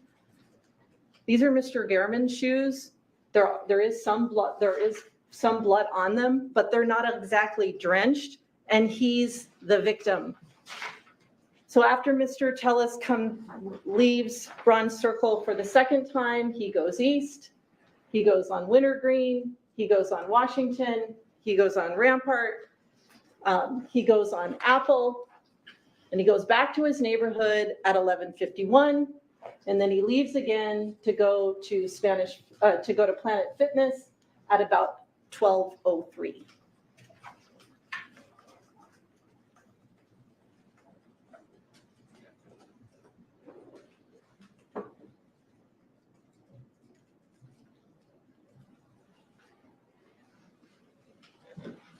He's just got to realize how convincing and bad this looks. You also know that Mr. Telles is the killer because of the DNA evidence in this case. Remember how this comes into play. They collect the samples from the scene, and the Metro DNA analyst has this result of foreign DNA being present on September the 5th. They haven't even collected a DNA sample from Mr. Telles until the 7th. So it's not like Metro or Compass Realty has a sample of Mr. Telles's DNA to come insert in this crime scene. It's Mr. Telles's DNA in this scene. It's literally on the body of Mr. Gehrman. The items from the search warrant also tell you that Mr. Telles is the person responsible for this crime. Those shoes that were found in the house, they weren't planted, they were hidden. They were cut up. Anyone who planted the shoes would have no reason to cut them up. The cutting up is to benefit Mr. Telles so he can get rid of them. If you were just planting them, you could leave them alone. And they're clearly his shoes because 1, they're in his house. 2, his DNA is present on them. And if you don't believe that, there's pictures in his phone of those shoes on a day when he apparently went rock climbing. You have the bag that was located and ultimately the hat as well. And you heard a lot of testimony about how all of this evidence was collected from the scene. There's the detective who physically finds it, working with other detectives who are also doing the search. There's the detective that's assigned to be the scribe, to write down where everything is located. There's a crime scene analyst assigned to photograph it in place. There's DNA analysts who actually analyze the physical evidence after the fact. And all of this occurred, this whole search occurred while his wife is sitting in the house and aware of what they're doing. None of this evidence was planted. There's the bag, there's the hat, that was the location of the hat in his house. Finally, you know from the searches the Bronze Circle where he accessed the Google Maps of Mr. Gehrman's house that he is the one responsible. He's not friends with Mr. Gehrman. He doesn't have business to do with Mr. Gehrman. There is no reason for images of Bronze Circle to be in his phone prior to the murder occurring. You also know that he is the one responsible from the sort of amateur surveillance that occurred in August prior to the murder itself. There's no reason for any of this to be in his phone, but that he's attempting to gather information on Mr. Gehrman.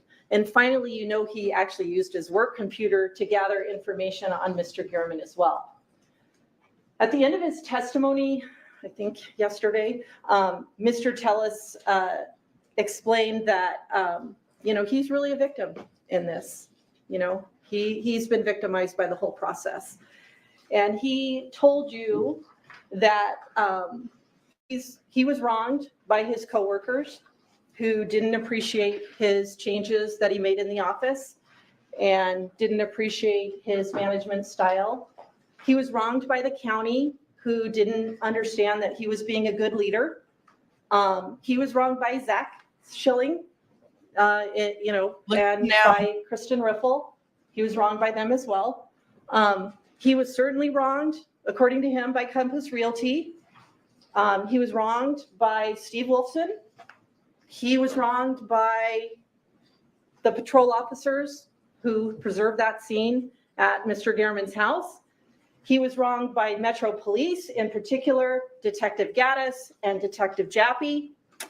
He was wronged by some mysterious, illusory phone hacker. He's literally. He was wronged by DNA analysts at Metro who found his DNA on the fingernails of Mr. Gehrman.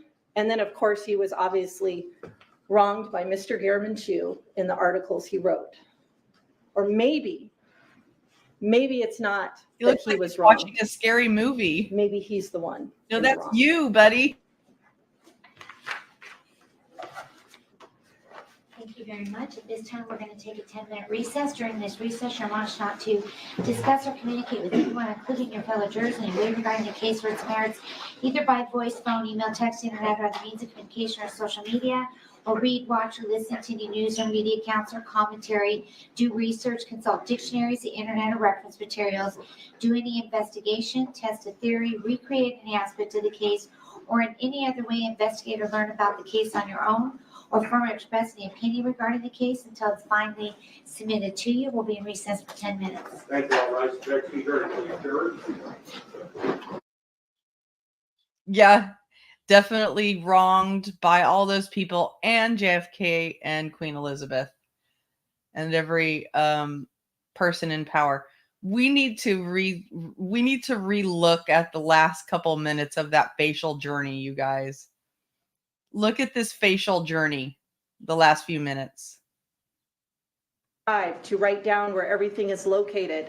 There's a crime scene analyst assigned to photograph it in place. There's DNA analysts who actually analyze the physical evidence after the fact. And all of this occurred, this whole search occurred while his wife is sitting in the house and aware of what they're doing. None of this evidence was planted. Look at him. No. It's like he, as this prosecutor, very convincingly and compellingly tells this story. It's almost like he's watching a horror movie, a horror flick. And he's taking us along this his reactions to this horror movie with his facial journey. Yes. Check this out, man. Watch his face. There's the bag. There's the hat. That was the location of the hat in his house. Finally, you know from the searches, the Bronze Circle, where he accessed the Google Maps of Mr. Gehrman's house, that he is the one responsible. No, He's not friends with Mr. Gehrman. He doesn't. you could tell inside of his head, like his head inside is just pounding. No, I can't believe it's almost like he's saying to himself, what kind of an idiot would make it so easy for the prosecutor to put together this timeline? Well, that would be you. Have business to do with Mr. Gehrman. There is no reason for images of Bronze Circle to be in his phone prior to the murder occurring. You also know that he is the one responsible from the sort of amateur surveillance that occurred in August prior to the murder itself. It's like he's sitting there like a little kid and he's like, make it stop. Make all the truth stop. Make it stop. There's no reason for any of this to be in his phone, but that he's attempting to gather information on Mr. Gehrman. And finally, you know, he actually used his work computer to gather information on Mr. Gehrman as well. I would never use my work computer and my special access to government information to get a journalist's address. I guess so. Rachel. I mean, he thought that he was going to be able to kill this man and frame somebody else for it, clearly, by saying he was framed. He's just not very good. He's just not very smart. At the end of his testimony, I think yesterday, Mr. Telles explained. This is where he really, really gets triggered by the description of himself. He cannot stand to hear the way he's being described here. It's obviously very, very offensive to him. Saying that, he's really a victim in this. He's been victimized by the whole process. And like, in this. Yeah, that's right. Explained that, he's really a victim in this. He's like, yep, I'm the victim. And he's like, wow, she acknowledged I'm the victim. And then she goes on to talk about all the ridiculous ways he believes he was victimized. And he's like, she's not saying it the right way. He does, Patricia. He's been victimized by the whole process. And he told you that he was wronged by his coworkers who didn't appreciate his changes. So I believe what we are witnessing in real time on his face is narcissistic injury overcoming him. Okay? Because literally he's being described to his face. He's being exposed. His mask is being ripped off in front of the entire world, at least in his worldview. Only, obviously not the entire world is watching this trial. A lot are, but not the entire world. But his mask that he thought he was going to be able to wear forevermore and get away with this is being systematically, methodically, persuasively, with a great deal of expediency and ease ripped off his face. That he made in the office and didn't appreciate his management style. He was wronged by the county who didn't understand. That got a big reaction. He was wronged by the county. And that he was being a good leader. He's like, what? When did I say that I was being wronged by the county? I never said that. Well, yeah, you definitely weaved that into your entire victim. Look at that, is just quite the face. I have to get a screen grab of that. That is just literally what you see when the mask is gone. Bye-bye, mask. Bye-bye. He was wronged by Zach Schilling, and by Chris. He got up there and literally said that he had a dispute with this arrows in the heart. Exactly. He was wronged by Zach, and they got into a dispute, and then things were just not the same, and only one side of the office would continue to use him. And so now this guy Zach testified against him, and he's wronged. I know there's no way that is it, and it's pretty funny to think about that. Rachel says, imagine playing poker with him. He would lose every time.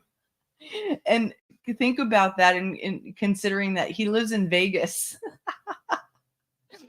You need to have a poker face in the city of lights, sir. In the city of lights. Yeah. All you got to do, I mean, he can't not, that's the funny thing, is even when he's trying to hide, he can't hide because he's so reactive, and he's so impulsive, and but trying to hide it all. Kristen Riffle, he was wronged by them as well. He was certainly wronged, according to him, by Compass Realty. He was wronged by Steve Wolfson. He was wronged by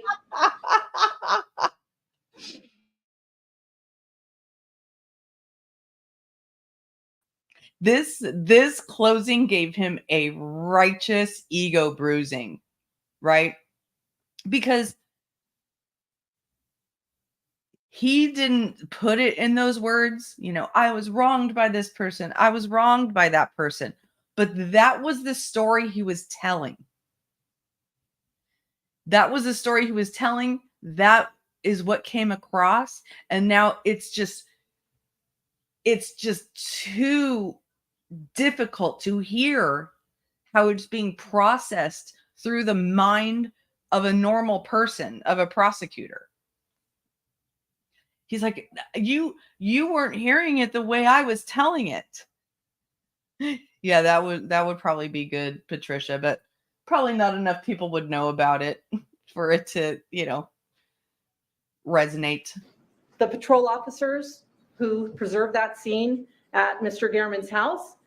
He was wronged by Metro Police, in particular. And he's sitting there rejecting these ideas, but the thing is that's what he wanted us to believe. He's like, Detective Jappy and Detective Mogg and all these other people, they had access to my house, and when they questioned me, they held me, and then remember, he broke down on the stand. I wish they were showing his face when that happened, and they weren't. But he literally broke down on the stand when they were showing how messy his house was when he returned from the search. When police had searched his house and he came back and it was all turned over, and they were showing pictures of how the police left his home, he sobbed. He sobbed. Yeah, it seems like it, Patricia. Seems like his wife dodged a bullet. Detective Gaddis and Detective Jappy. He was wronged by some mysterious, illusory. What are you? Look at him there. He can't hack it. He's like, what do you mean I was wrong? He's sitting there literally thinking, did you really hear what I was saying? You didn't hear me. You weren't listening. But that's exactly what he was projecting, that all of these people conspired to wrong him. Yeah, and you know what? Like, as I sit here looking at how he keeps moving his fist closer and closer and closer to his mouth, it's almost like I feel like he wants to, like, what he would love to do is stick his thumb in his mouth. Stick his thumb in his mouth right now. I bet he wishes he could just plop that thumb right back into his mouth, and suck on it to soothe himself. He is so undone by the idea that this prosecutor is walking through the list of all the wrongs that were done by him, but he didn't put it in that way. You're not understanding me. You didn't understand me, Patricia. Get that thumb in your mouth. Phone hacker. He was wronged by DNA analysts at Metro who found his DNA on the fingernails of Mr. Garrett. You see, he just nodded his head there. She's like, the DNA analyst who found the DNA under Gehrman's fingernails, they wronged him. And he was like nodding. He's like, yeah, that's right. He can't. This is how mixed up this guy is in his head. This is how mixed up this guy is in his head. It's like, well, yeah, they did wrong me. But all these other people, you aren't quite understanding. They did all get together to frame me. And now you're acting as if I'm just acting like some weird victim or something. No, they actually did do these things. And you're making me sound like a crazy person. Sometimes it's true. Sometimes you are the crazy person. Sometimes you sound like the crazy person because you are acting crazy. Okay? And then, of course, he was. Sometimes it really is hard to hear how other people are observing your behavior. I've felt this way before. I've been like, well, I did it because of this, because of this, because of this. And then somebody regurgitates back to me how they saw it. And I was like, no, you're not understanding me. Of course, it didn't have anything close to do with murder, but we've been through this in our lives, right? You're not understanding me. But an emotionally mature adult will look at this and go, okay, now I think I get and I understand why I came off looking like a crazy person. Because the things I did and the things that I tried to get these people to believe are literally crazy. Literally. Was obviously wronged by Mr. Gehrman too in the articles he wrote. And then he shook his head. So he does agree that he was wronged by the DNA people who somehow got his DNA under Gehrman's fingernails. But he doesn't like the idea that the prosecutor is suggesting that he felt he was wronged by Jeff Gehrman in the articles. He wants it to be believed that actually what Gehrman wrote was wrong and he was mad about what was written and that was wrong. But no, what you would have to believe, because Gehrman was just doing his job. He didn't do anything wrong, okay? He did his job. But by the way Tejas responded, not even including the murder, but the way he responded to him and in social media, he acted like Jeff Gehrman kind of owed him something. He also acted like Detective Jappy owed him something. And he felt betrayed and turned on. Right? Yeah, the whole thing. Exactly, Rachel. Or maybe it's not that he was wronged. Maybe he's the one in the wrong. No. Thank you very much. At this time, we're going to take a 10-minute recess. During this recess, you're admonished not to discuss or communicate. I mean, he has to agree that was just a very, very convincing, concise, tightly delivered, persuasive argument. He almost made it too easy to put that timeline together. He almost made it too easy. Because you can track when the articles start coming out to when things start happening in Gehrman's life, like his photos being taken of his house and stuff like that. You can track that back to when Tejas starts learning that more articles are coming out. He learns that more articles start coming out. He reacts.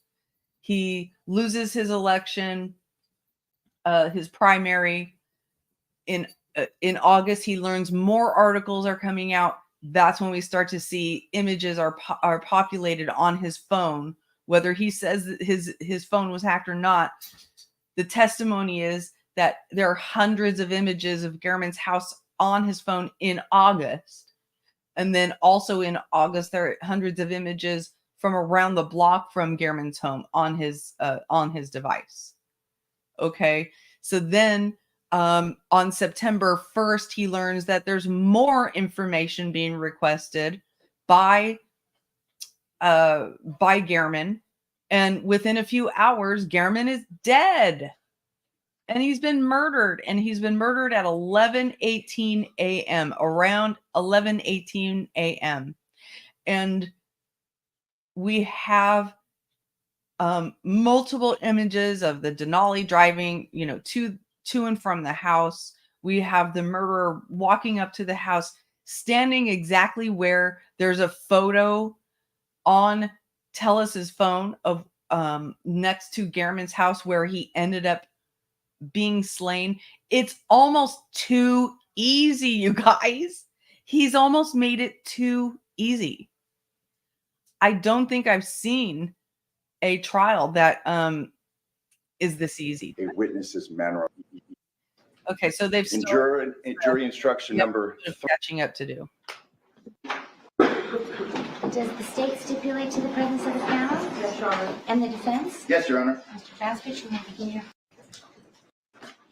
Am I on? Preponderance of the evidence, country. It's not presumption. Preponderance of the evidence. It's not clear and convincing. It's proof beyond a reasonable doubt. This concept was borrowed from the Old English common law. Our founding fathers thought that it'd be better to let 10 guilty men go free than to wrongfully convict an innocent person. Additionally, I would submit to you that it reflects the reality. The very few people have the resources, the means, the wherewithal to prove their innocence.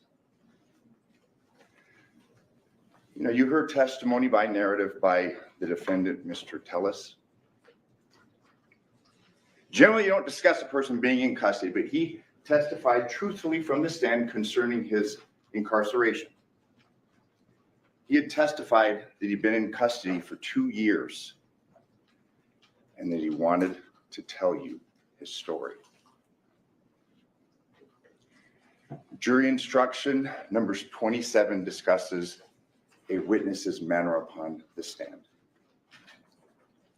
You and you alone are to judge every witness's credibility.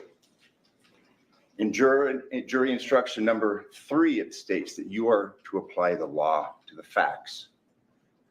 As we had stated at the beginning of this trial, you are the sole judges of the facts in this case. We had asked you at the beginning if you would keep an open mind, and we're certain that you have. This case is not about who called the most witnesses. The state did. This case is not about who had the most exhibits presented to you. The state did. We had asked you that at the close of evidence and at the end of this trial, if we were to sit at counsel table with Mr. Telles and not ask a single question, not discuss a single document, not to submit a single document, if you had a doubt, and if it were a reasonable one, he'd be entitled to a verdict of not guilty. Let's talk for a minute what the state hasn't proven. And again, there is no burden whatsoever on that man. Jeff Gehrman DNA wasn't anywhere but at the scene of the crime. And this is significant because we heard a very able explanation of the state's evidence from their point of view. There was no blood or DNA evidence concerning Mr. Gehrman in Mr. Telles's home, in or on his vehicles, in or on his clothing. None of that would implicate Mr. Telles. There had been discussion on the state's closing wherein there was blood everywhere in this, in the Bronze Circle address. Obviously, it was a stabbing. You can see through the exhibits that you will have with you in the jury room. There was blood everywhere, on the bushes, on the bird dish. Nowhere in Mr. Telles's vehicle do we find blood. You recall the testimony, blood presumptive negative on both doors on the driver's side, the seat belt, the brake pedal, the gas pedal, the mat, nothing. There was no blood on his person, clothing, anything else. You didn't hear from any witnesses concerning any personal knowledge to contradict Mr. Telles's version of the events for September 2nd. There was not a positive identification of the subject vehicle or Mr. Telles at the scene. There's no evidence whatsoever of any gloves being recovered. And you've seen, and it's fairly clear from the video evidence that you've been presented, that assailant was wearing gloves. There was no recovery of a murder weapon. That vest with the reflective strips, you didn't see that. And the pants, we had pants that were recovered. You saw the blue pants. Obviously, that didn't bear any evidence to implicate Mr. Telles. And I would submit to you that the facts and common sense would dictate that had he been the murderer, there'd be evidence of it on these articles, on that getup that that person was wearing on September 2nd. This is a point that I would urge you to consider, because I would submit to you that's crucial in determining whether the state, and again, it's the state alone that bears the burden, has proven their case against Mr. Telles. There's no surveillance or eyewitness testimony showing that Telles left his house that day headed to Mr. Gehrman's home. We did hear evidence, and it was uncontroverted, and that came through Detective Gaddis, that on the day of the stop, September 2nd, it's Metro policy to have body cam. The officers that stopped him in relation to the warrant that was obtained with Mr. Jappy's, Detective Jappy's participation, it was issued at 2 a.m. on the 7th. The officers that stopped Mr. Telles, the officers that detained Mr. Telles, didn't have the body cam on, and that was requested multiple times. Ultimately, there was an order from Her Honor on July 18th of 2023, and after that order. And you recall going through the cam, the reports, the CAD reports, there was intervention, but again, that key piece of evidence was overwritten. It was destroyed. Again, is that indication of some wide-ranging conspiracy? And I'm not going to stand before you today and necessarily argue that there was. But what that shows is that Metro makes mistakes. Metro officers, Metro detectives are human. You think of the old proverbial idea of police officers, they're brass buttons, blue uniforms. They're human beings underneath their titles, underneath their uniforms, and they're just like all of us. They make mistakes. That shows you that mistakes are made on behalf of Metro. And the Las Vegas Metropolitan Police Department is not infallible. Let's talk about Robert Telles's blood, or the lack thereof, at the scene of the murder. You had seen some pretty good videos capturing that person leaving Jeff Gehrman's house after the stabbing. I would submit to you that it's the state's argument that Mr. Telles cut himself through that incident. You heard his testimony. You are the sole judges of the facts concerning that. What we do have, in addition to the state's video, is we have this assailant walking away from the 7217 Bronze Circle address. That finger was cut. That finger had been damaged by a knife or otherwise severely injured. Wouldn't there be blood? common sense dictate that there'd be blood in the bushes surrounding Jeff German's body, in the rocks which were recovered, in the sidewalk outside the house? Nothing. And again, it's the state's burden to present you every bit of evidence in their prosecution, and you should take into consideration the evidence that they've presented to you. But by the same token, you should take into consideration determining whether or not they have proved their case beyond a reasonable doubt, and they have the sole burden for the production of evidence. Ask yourselves what evidence is missing. Let's talk about Robert Telles's body in relation to a struggle that the state would have you believe occurred between these two gentlemen. Recall the evidence that we had brought in during their presentation of evidence, and I believe a number of these pictures came through Detective Gaddis, and there's a lot. It's defense exhibits B through V. This is just kind of a capture of these photos, and there's a lot of them to evidence that there were no injuries to his body. Neck, front, and there's more, and we could stand here and click through each and every one, but we're not going to. You can look at them. You can ask yourselves, well, if there was this struggle, where are the markings? Where's the bruising? Where are the scratches? Defense exhibits B through V will demonstrate that there were no such injuries. Let's talk about the cell phone usage on 9/2/2022. You know, the state would have you believe that Mr. Telles's lack of responses to junk messages mean that he was occupied with murder. And through analyst Aguero, you heard, and you had the opportunity to see through the course of this gentleman's testimony, it was uncontroverted. We went through the messages during the key hours, the key times of September 2nd. The vast majority of those messages were automated. They were spam. How many of us respond to spam? It wasn't like he had every person reaching out to him, family, friends, repeatedly. Where are you? What are you doing? It's not. The vast majority of those messages were of no significance. They were junk.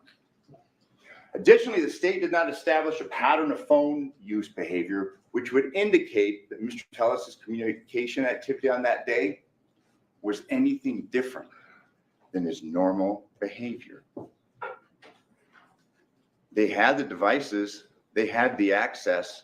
You heard no testimony that his accessing his phone, his using his phone on September 2nd was anything different than the day before, the day following, the weeks before, or the weeks following Mr. German's murder.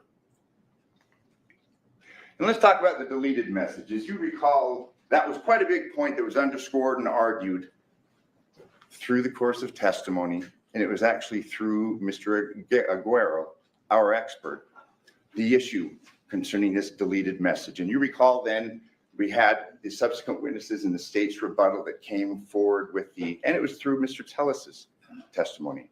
Do you remember the watch, the Apple Watch? Then there was questions asked, what about the other device that presumably these messages were being received on? We didn't get the benefit. And again, it's their burden to compare the Apple Watch with the Pixel phone. We didn't have that. But what we did hear from that detective is that he couldn't say one way or the other. Do you remember that question, where are you? Obviously, if someone's home, they can speak with one another. But we didn't hear and we couldn't hear any evidence. And for you to just make a judgment based upon their own expert, their own witness who has special training and knowledge, say, I couldn't say one way or the other whether that message was deleted on the Pixel device, the device that they have alleged was Mr. Telles's phone. That's significant. Let's talk about what the state does have. They've got a cut up straw hat and shoes. There's really no reasonable explanation, rational explanation one way or the other. Obviously, if this person's the murderer Why not get rid of the shoes? You'd have to presume that he had knowledge He's an of the shoes idiot. and their whereabouts. Let's talk about that hat. You're just Why wasn't making that your hat client sound like an discarded? idiot. Again, we'd have to presume knowledge on the part of Mr. Tellis where that hat was. And again, neither the shoes nor the hat tied him to Jeff Gehrman's residence. We had a shoulder bag with balls in it. Do you recall that exhibit? We had a basketball and a football that looked like some sawdust, and you'll have all of these exhibits. What's going on with that? I guess you're to use your common sense, which is one of the latter instructions, and assume that this bag is somehow implicated in the murder of Jeff Gehrman. And then it winds up in a storage area in the family home with a basketball and a football and what I would submit to you looks like sawdust in the middle of it. The image artifacts from the cache of Robert Tellis' phone, as well as the vehicle and the address inquiries on Mr. Tellis' work computer, it was fairly clear through the course of the testimony that that work computer had access to the Google account that would presumably be accessed by his Pixel phone. If one has password to that, one can have access to the devices. Matt Havaness said that he could not say the date of the cached images on the files of Mr. Tellis' Google Pixel phone. We were shown a calendar. We to draw inferences. We don't know specifically who accessed, who searched for those images, and we don't know when they were created. And I would submit to you that that's significant, and the state should explain that to you. On Defense Exhibit 03, Robert Tellis' user accounts on this Dell Omnipex located at the Public Administrator's Office. Again, this is the report. You have it. This is Mr. Aguero's summation of his analysis. Again, it shows that this Google account where these damaging photos and images are shown, it's the same. It's the same account. It can be uploaded, accessed by both the cell phone and the work computer. Obviously, we know what was going on from the testimony of multiple witnesses, what was going on at the Public Administrator's Office and the turmoil. I would submit that's something that you should consider and determine what the facts are and what the state has proven beyond a reasonable doubt. There is a positive DNA hit for Mr. Tellis related to Jeff Gehrman's fingernails. And you recall at the beginning of the state's presentation last week, you heard from the crime scene analysts, and I would submit to you that it was fairly clear that there was a little less than an airtight investigation because after all, police officers, detectives, crime scene analysts make mistakes. Reference to the lab techs, Ms. Brown and Ms. Kojenovich, they were trainees at the time that they did this DNA collection and the processing for presumptive negative or presumptive positive blood evidence. This is significant. It was Claire Manning. She had testified, she was young, blonde. She had testified that she couldn't recall who bagged the hands. That was at the scene of the murder. You never heard testimony as to who initially bagged the hands of Jeff Gehrman's body. One would think, and common sense would dictate, that they'd be able to tell you that. They couldn't, not from a single witness. She testified that she took custody both of the fingernails and the evidence concerning Mr. Tellis, but again, she couldn't tell you who bagged the hands. Again, this Google search on the recipe, you heard that this the last day of trial, like that was somehow significant. Do you recall in the recross of the detective, there was at least 2 computers at the Tellis home that were not reviewed? They weren't checked for those recipes. So again, I submit to you, we have a wash. Detective Mogg, Christopher Mogg, he's now retired. He's an analyst. He lives in Texas. You recall at the beginning of this trial, he gave what appeared to be fairly detailed testimony concerning the whereabouts of the subject, Denali. Do you recall on cross, it was addressed that at 9:10, that vehicle was entering in from the Piggott Elementary. And again, you saw the map. It's in evidence. You can see that this right here is not the entrance to Mr. Telles's neighborhood. It's streets away. It's not close. He gave you testimony that apparently he drove through the neighborhood where Mr. Telles lived, off the Spanish Steps address. He said to look for things of evidentiary value. We heard nothing. We heard nothing concerning other vehicles in the neighborhood. Do you recall the testimony that there was at least 67 red Denalis? We heard testimony that that number at one point perhaps was greater. Perhaps it was at 67, which nobody contradicted, but we never heard what it was ultimately narrowed down to. We had Detective Mogg, and I'll refer to him as detective because in essence he still is. He testified and just said he was sure that it was that man's Denali, period. Do you recall the testimony that was shown concerning, and I would submit to you because you are the sole judges of the facts, that there was something peculiar about this Denali, something in the right-hand window area, that plastic stripping. You have the photos. Please look at them. We are given testimony based upon his analysis. We have at the same part near Piggott Elementary, we have this vehicle leaving at 9:12:32. But what's significant about the 9:10 where we see it entering the neighborhood or the area, again, it's not Mr. Telles's specific neighborhood. We're not told where it was before that, who was driving it. What's important, and I want to back up, is at 9:10, we have this vehicle entering the area. And you have to ask yourself, what's occurring between 9:10 and 9:12? If we're to take the state, based upon the evidence that they have presented, what went on during that 2 minutes and a few seconds? We don't know.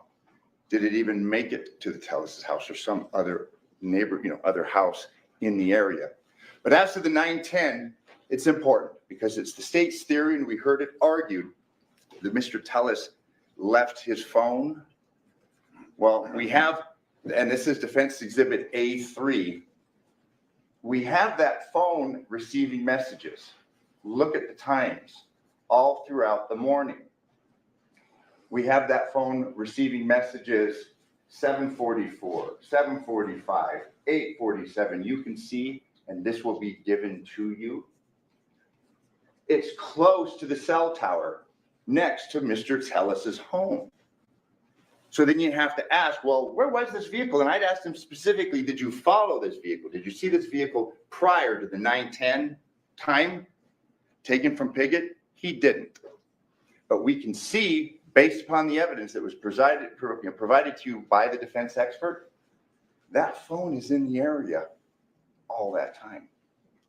It's in the Spanish Steps area. So obviously the argument, and I would submit to you, common sense would dictate, well, if that is going to Mr. Telles's home and it's not arriving in that area until 9:10, why do we have all of these other pings at all of these other times close to the home, if not at the home? He laid out very specific detail, and he had talked about this approximately 5.3 mile trek that he wants you to believe was Mr. Telles's vehicle, and that vehicle was occupied by Mr. Telles. His video analysis takes 2 hours. It covers 2 hours and 39 minutes.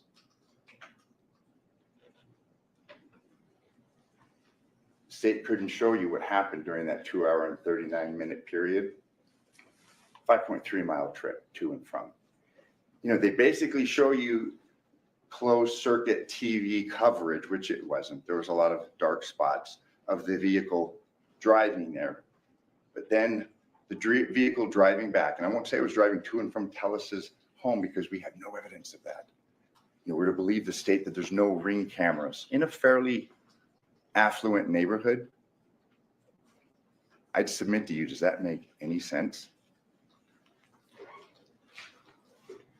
What we're going to ask you to look at, and please do, you know, you've done a lot through the course of this trial. It's your duty to be here, and you have fulfilled that duty. You've taken notes. To the very last witness, it's been apparent that you've been paying attention, that you've maintained an open mind.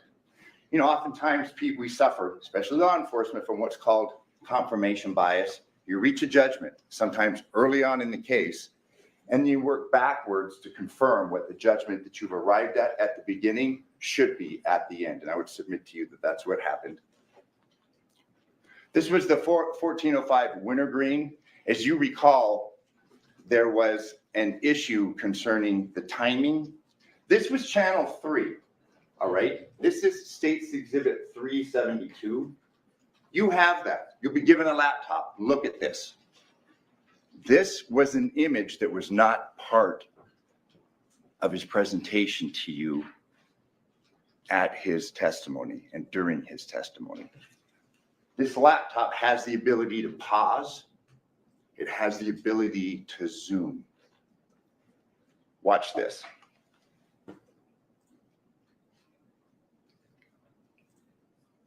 We're going to slow this down now.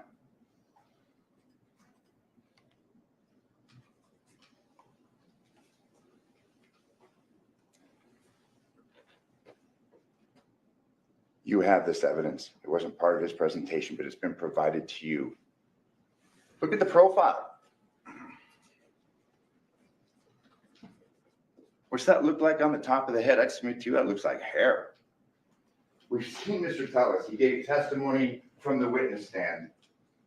Does that profile match the profile in that vehicle? I mean, it's no secret. The man's bald.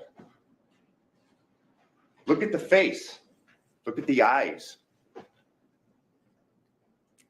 I'd submit to you that those look like glasses. And again, this is part of the evidence collected by the state. It's been presented to you. It wasn't addressed during their case in chief, and it wasn't explained by Detective Cliff Mogg. I'd submit to you, look at that image. There's hair. There's glasses. Now, the state in rebuttal, and we'll address the significance of that, they have the opportunity to come and address what I've presented to you, but that's undeniable. What I'm going to show you next is the image on channel 2. That's the same video coverage, but now it has the vehicle coming from a different direction.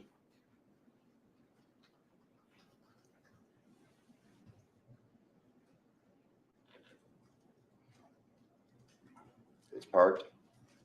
Do you remember the testimony from Mr. Martinez? I think it was John Martinez, of no significance. It was fairly unmemorable on that date.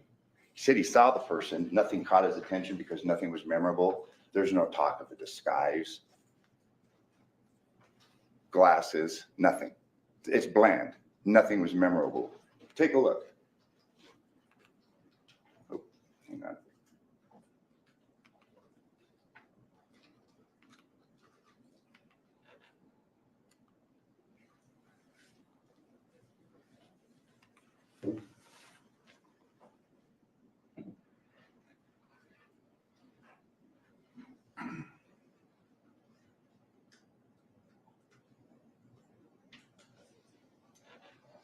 I'll be interested to see how the state responds to this.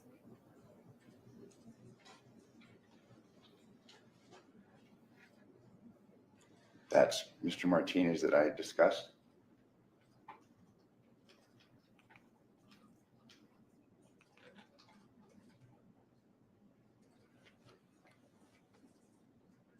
Look at this image.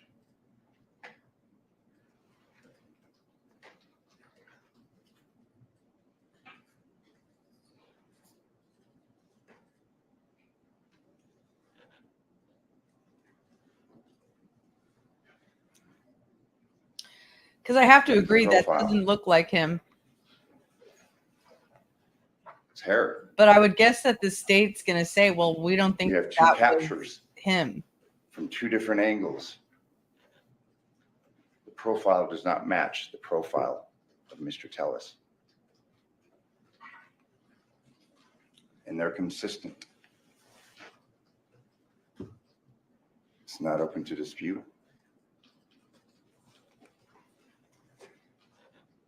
You know, you've heard Telles is looking at testimony, that you've like heard primarily no. through Mr. Telles. You heard it from Nicole Lofton. Mr. Telles was fairly concerned about the goings-on with Compass Realty in relation to errors, in relation to the trampling upon the legacy of errors by the mismanagement of the properties that were left through intestacy. I would submit to you that Detective Jappy inserted himself into the murder investigation.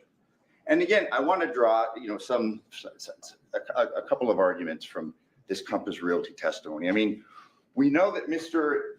Telles was very concerned about Compass Realty. He was the whistleblower. He was concerned about the actions of Compass Realty. You know, during the 2 years that he's in custody, I mean, what would a man do? He's fixated on that. He's ruminating on that.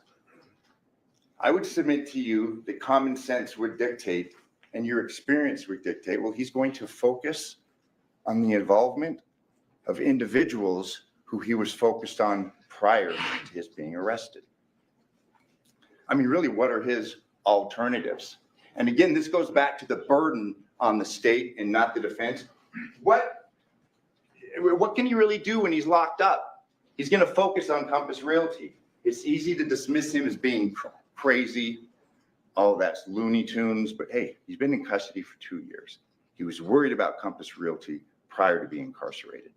He was worried about the goings on with the old guard, about his work at the public administrator's office for financial reasons. He testified concerning, and you've heard testimony supporting that.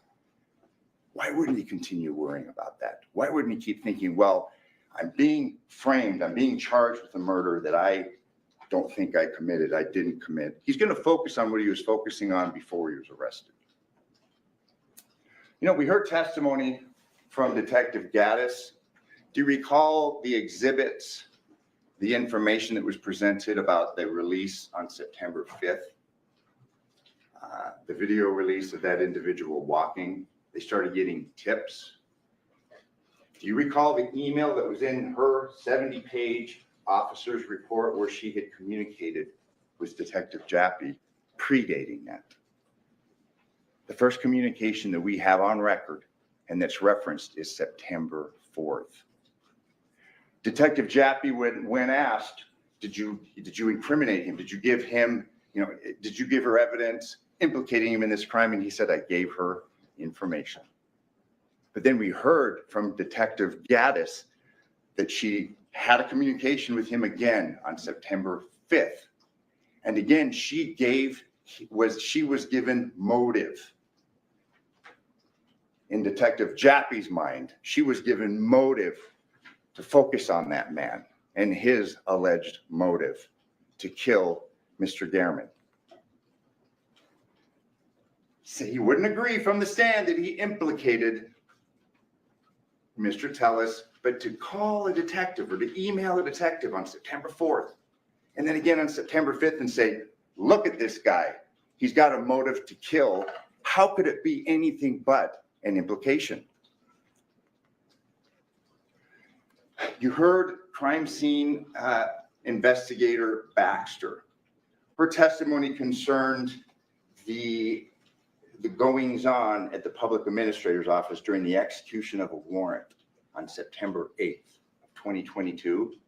Her testimony, and it was adopted by Detective Gaddis, she stated Mr. Jappy, she said Detective Jappy, was taking his own photos and collecting his own evidence during the search warrant at the public administrator's office on September 8th.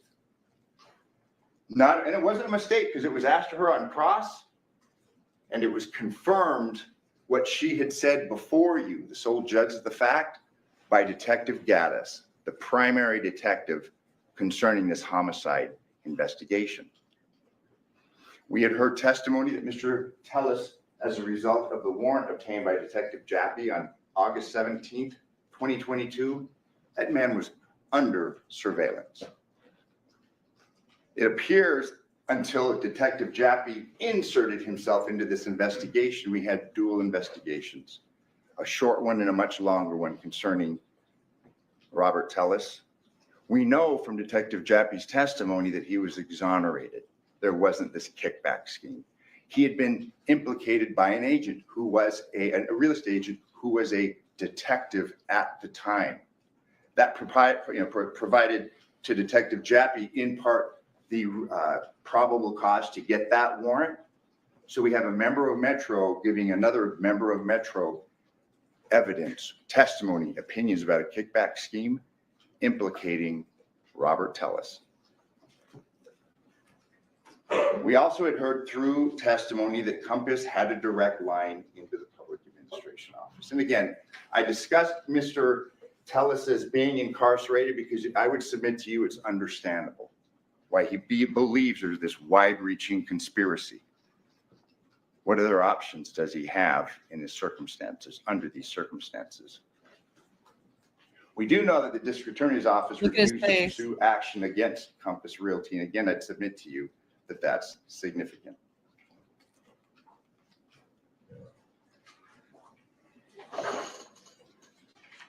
The purpose of closing argument is for counsel to stand before you and highlight the evidence that's been presented to you. I'm not going to stand here and go through every witness, discuss every piece of evidence and all the testimony because you have been here. You have been attentive and you are fulfilling your duties. You're being good jurors. But again, my job is to argue the law and in essence the facts to you and what we feel is significant. As I said at the beginning of my remarks, it's the state's burden and the state's burden alone to prove this case beyond a reasonable doubt. This is our last opportunity to discuss matters and discuss the evidence and the inferences to be drawn from the evidence. Mr. Hamner now is going to take the floor and he's going to argue concerning matters that I perhaps didn't bring up. Address those on your own. Look at the evidence. You've got over 36 exhibits that were marked and admitted through the defense in this case. Watch the videos. Look at the drive concerning those images of that gentleman with hair, which Mr. Telles does not have. But since the state carries the burden and the state alone, they get the opportunity to get 2 bites of the proverbial apple. Mr. Hamner now can stand and argue why you should convict Mr. Telles. And I'm going to ask you with your open minds and your attentiveness to address those concerns. And at the close of this process, you find Mr. Telles not guilty. Thank you very much. Mr. Hamner, you may begin your rebuttal. I almost believe, Sure. I almost feel like Tejas is surprised that the state gets a redirect. He's like, wait a minute, they get to get up and talk again? It's too traumatizing. It's too traumatic. I can't listen. They do such a good job ripping off my mask, but I do want to hear about this vehicle captured with this, what really does appear to be a different type of person, like body shape, profile, something on the head, whether it's hair or a cap. And I had a feeling that the male prosecutor would be the one doing the redirect because he's more aggressive. He's definitely a closer, like a closing pitcher. He's more of an arguer. And that's what you're doing on redirect, is you're arguing against what was brought up in the defense closing. And he's good. He tends to be a little bit over aggressive sometimes. He gets ahead of himself. He talks over the witness, interrupts them, but he's good. He's good at what he does. I think this prosecution team has been very effective. Very effective. TELLES is sitting there going, oh my God, can we just get this over with? What is this guy gonna say? I can't listen. I'm not going to be voting. Thank you.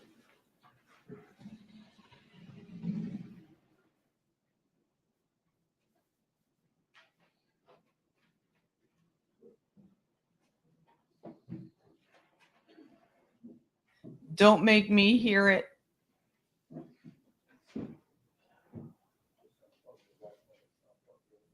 So y'all, I was just peeping in on the Corey Richins hearing. The sound in there is not great.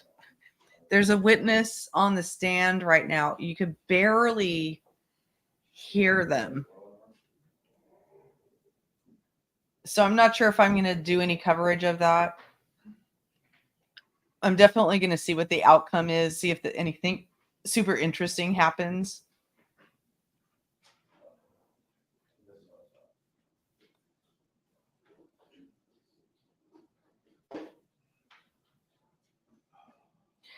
I'm excited. I just purchased the book that I plan to read on for the, I'm going to call it the BCBC.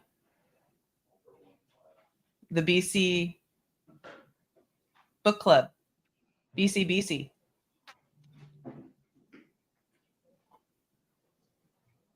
So I'll be scheduling my first live to read the first bits of that book.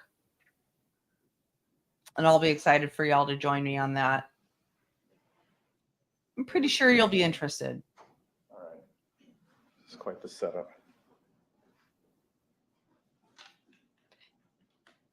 Anticipation. Okay. May Anticipation. Well, it's been 2 weeks. Oops. Of evidence.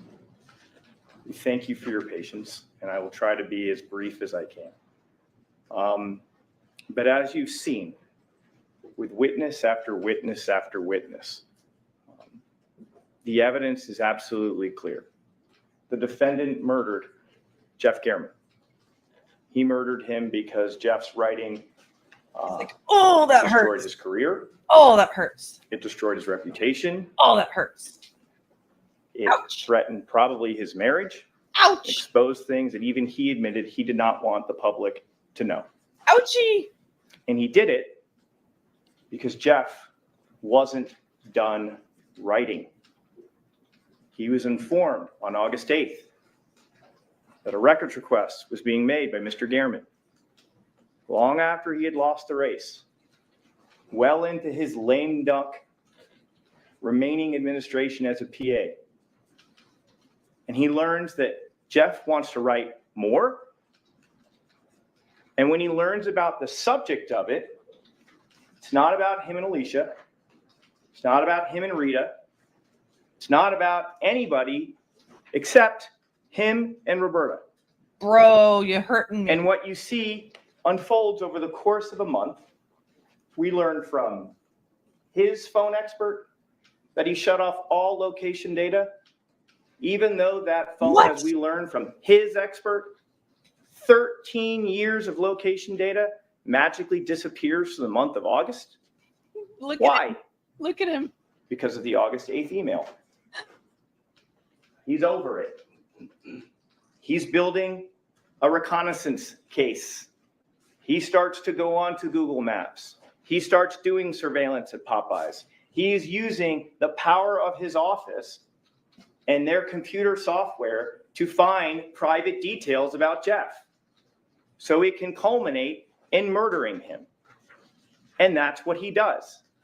But as I've told many, many juries, especially in the last few years, it is really, really hard to plan the perfect murder in the digital age because you leave too many breadcrumbs behind. True. And he's no dummy. He's actually quite smart. He is thoughtful. But you will see during this rebuttal, there are mistakes that he makes.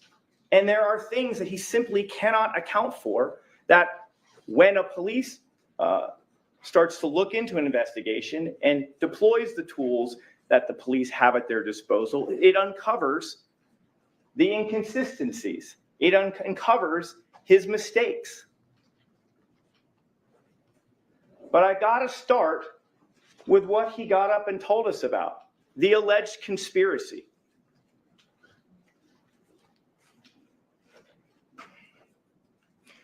When Mr. Telles got up here over the course of, I think it was 3 days and testified, it was remarkable what he had to say, and not in a good way. His testimony was incredible and not in a good way. He explained, or at least attempted to, explain this conspiracy. What we learned over the course of the 3 days, and actually the course of this trial over 3 weeks, is the conspiracy grew, and it grew, and it grew. Who's exactly in it? It starts with Compass, nebulously Compass Realty. We learned that Adam Fenn can't be ruled out, right? Because he makes donations to Rita Reid. Cindy Sauerland gets mentioned at one point. In some of those briefings, you'll see her name is mentioned. She's a source of consternation for the defendant. It expands to the old guard, as they coin that phrase. Rita Reid, Alicia Goodwin are all part of this, right? The conspiracy, and let's remember, it's a conspiracy to murder Jeff Gehrman. We then learn it expands to Derek Jappy. He's in on it as well. When he testified, he's not really able to link up why Derek Jappy would want to help Rita Reid or Alicia Goodwin or Compass Realty or Adam Fenn or Cindy Sauerland. That testimony is lacking. A lot of times when I pressed him, and I pressed him, and I'm going to explain to you one of the reasons why I cross-examined him so hard. When you stand on the stand under oath and you make allegations about businesses in our community, government service workers, and the police department, we deserve answers. I genuinely wanted to know, how is all this connecting? Explain it to me. And respectfully, Mr. Telles absolutely failed in doing so. It didn't make sense. And that is one of your instructions, which is to use your common sense. It's got to make sense. And it actually has to link up with evidence. But a lot of times, the most common answer I would get back from Mr. Telles was simply, well, no, I never saw Jappy take a bribe, but I think that. It was a lot of times it's like, that's just my gut feeling. That's my opinion. That's not evidence. That is not evidence. But yet, it was Mr. Telles' answer for almost everything when it came to this conspiracy. But let's continue. It stretches out to include Cliff Mogg, Justine Gaddis, the entire DNA lab. He said there were also patrol officers in it. I asked him which patrol. I don't know which ones. And then it literally culminates with Steve Wolfson, like the DA. It culminated with him. He can't quite link it up, but he threw that name out there. And here's the thing that struck me when I took over this case. I would submit to most people, probably before ever hearing about this case, had no idea what a public administrator was. He is not a U.S. senator. He is not a governor. He is not a congressperson. He is a duly elected official who manages an office of approximately 8 people. And their job is to assist people who pass away, who don't leave a will and leave property behind. The public administrator's office is not at the forefront of everyone's mind in this community. No one learns about this until who brings the office to light? Jeff Gehrman. And what's amazing is if you believe that story about this conspiracy, all of these people and all of these entities were willing to sacrifice their reputation, their business, their police department, even the public administrator's office. They're all willing to put it on the line to kill a reporter, to get that guy, even though he's leaving in 3 months. Does that make a shred of sense? Absolutely not. But what it does give you a window into is what's in his mind.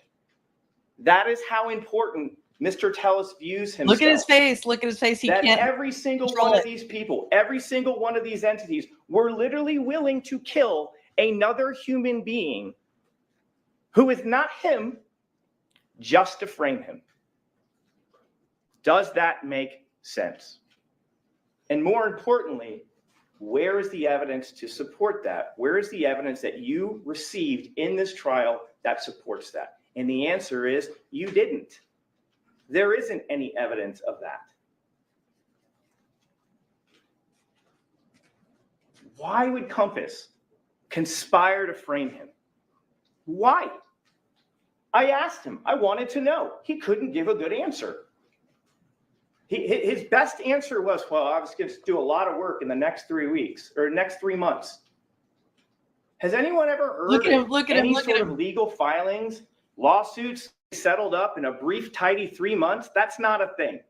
That didn't happen. That doesn't happen. There was no need to frame him because they already succeeded getting him voted out of office. And all they had to do was donate a whopping, I guess, 15 grand at best to get him out of office. They didn't need to kill him. He was on his way out the door. He is a lame duck. And lame ducks don't matter. Ooh. What incentive does Metro have? I matter. In this conspiracy with a real estate company to frame a lame duck? That's an even bigger one. Why would they do that? What did we hear that would show us that Compass is like, hey, guess what? Hey, Metro Homicide, we need you to join us to go frame this outgoing politician. I mean, we killed the reporter. That's not important. But I want you to join us in this, and let's go frame this guy. And all of Metro's like, sign me up. Sounds great. Does that make any sense? Absolutely not. It makes no sense. And it's not supported by the evidence. And again, if Compass is literally willing to kill, why not just kill him? Just kill him. Why does Jeff have to suffer? It makes no sense. And it gets even worse. Well, before we get to that, here's the thing. When we go back, when you think about the Compass question, right? Isn't Compass in cahoots with Rita Reid and Alicia Goodwin, right? They're funding Alicia Goodwin, right? Or no, Rita Reid. They're funding her campaign against him. And who do they get to help write the story? Jeff Gehrman. Like, why would they kill the guy who wrote the stories that got this guy out of office? Why would Compass do that? That doesn't make sense. And then, yeah, if it's really a frame job, the murder weapon should have been in the house. The orange shirt should have been in the house. The DNA should have been all over the place. Like they're claiming, well, why weren't these things located? The state would submit to you, he got rid of them. He got rid of the murder weapon and the orange shirt. He cleaned the outside of his Yukon. He even admitted it. And here's the thing. We only know that he wiped down his Yukon because on that one particular day, he was being watched. He wasn't watched every single day after the murder by Metro. Did you hear that testimony? There were other days he could have wiped the interior of his car if he wished. And I've always thought about the shoes. Like the shoes to me was kind of an interesting one. My co-counsel's right. Like the only one who benefits of like chopping up the shoes is Mr. Telles. It's this awkward amateurish way of getting kind of rid of the evidence. But I thought to myself, maybe Mr. Telles didn't even think to like bring an extra pair of shoes. Because like, what happens if he walks in and he's totally barefoot? His wife would be like, why do you have no shoes on? He probably had to bring his shoes back in. He doesn't need the orange shirt. He doesn't need the murder weapon. It is his kid's bag, right? I mean, he said those were my kid's sports bag. So like, he probably needed to bring that back. Not sure what he was doing with the hat, I'll admit. But clearly he's chopping it up to try to get rid of it, just like his shoes. And why kill Jeff? Like this is the question that is so destructive to this defense. It's his writing that shines a light on his behavior.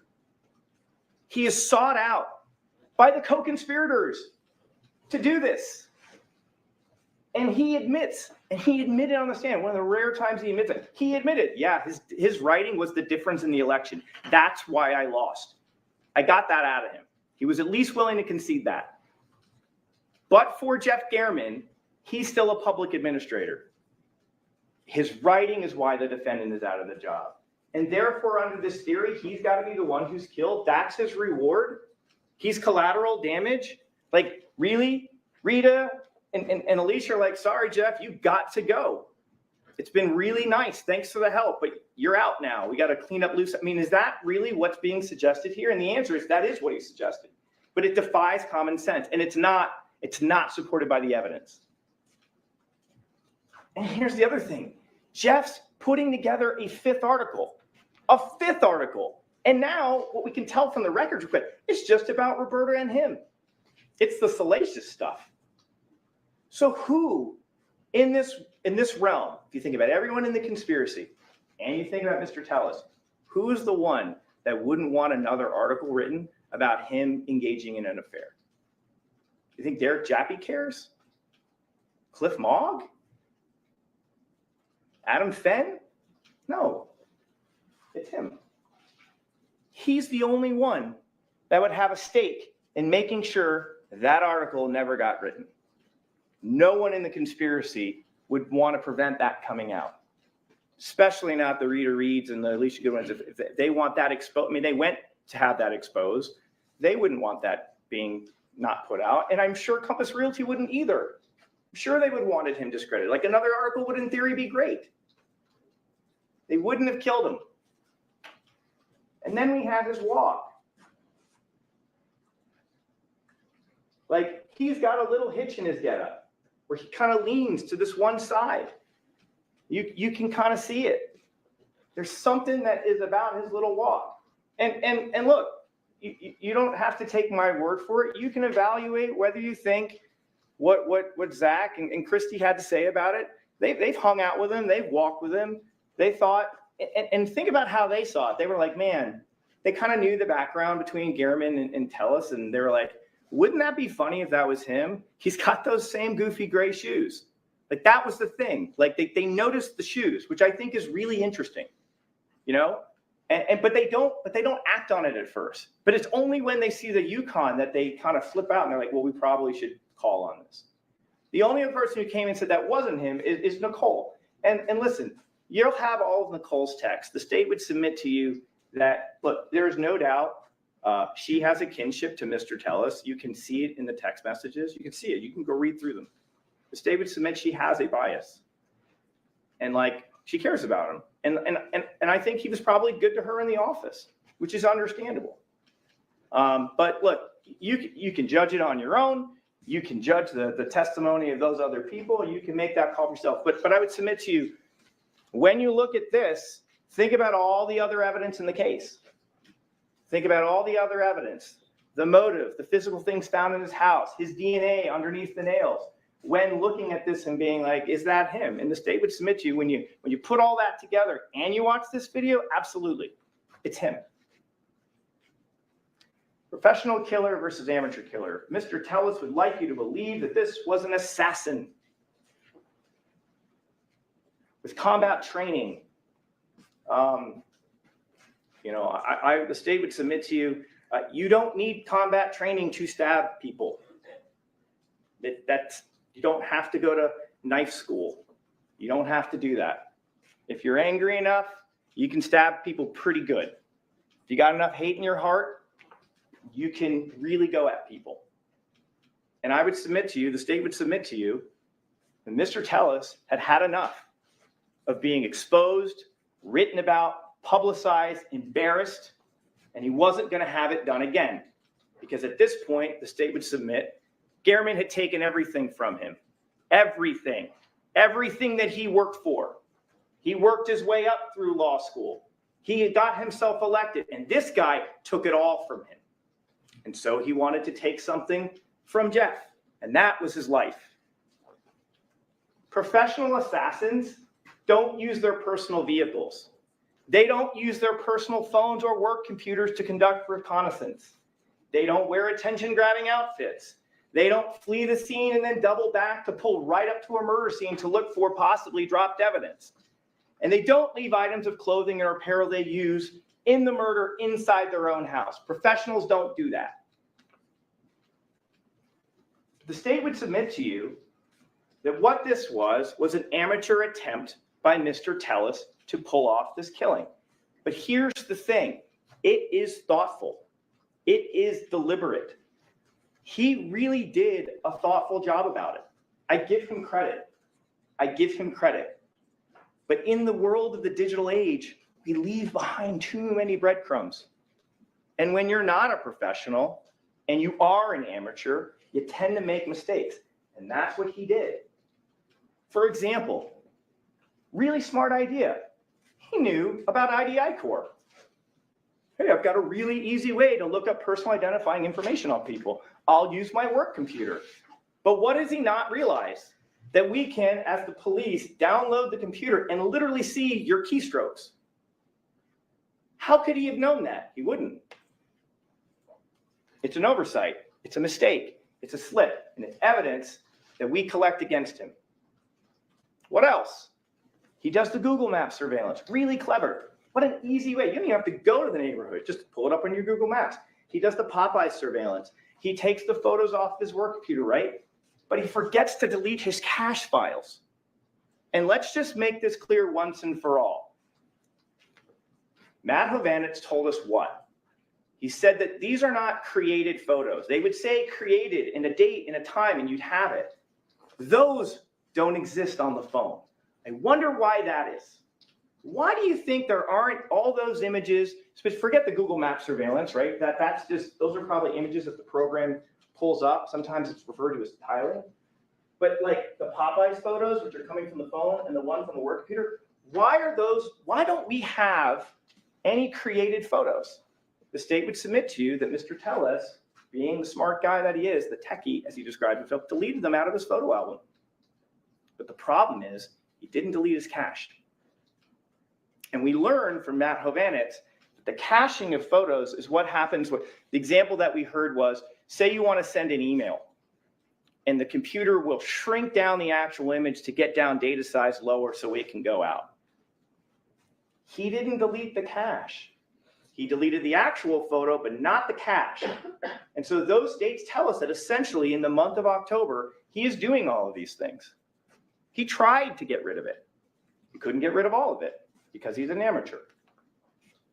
He conducts reconnaissance in August, but doesn't realize that the police are going to acquire the 8.8 email about the public records request, right? Like, did he really? Maybe he probably didn't realize that we would go to the PA's office and say, hey, we want what communications are out there, and we get the email. Now we understand the significance of why these things are all happening in August, because we get the email. He didn't account for that. Here's another thing.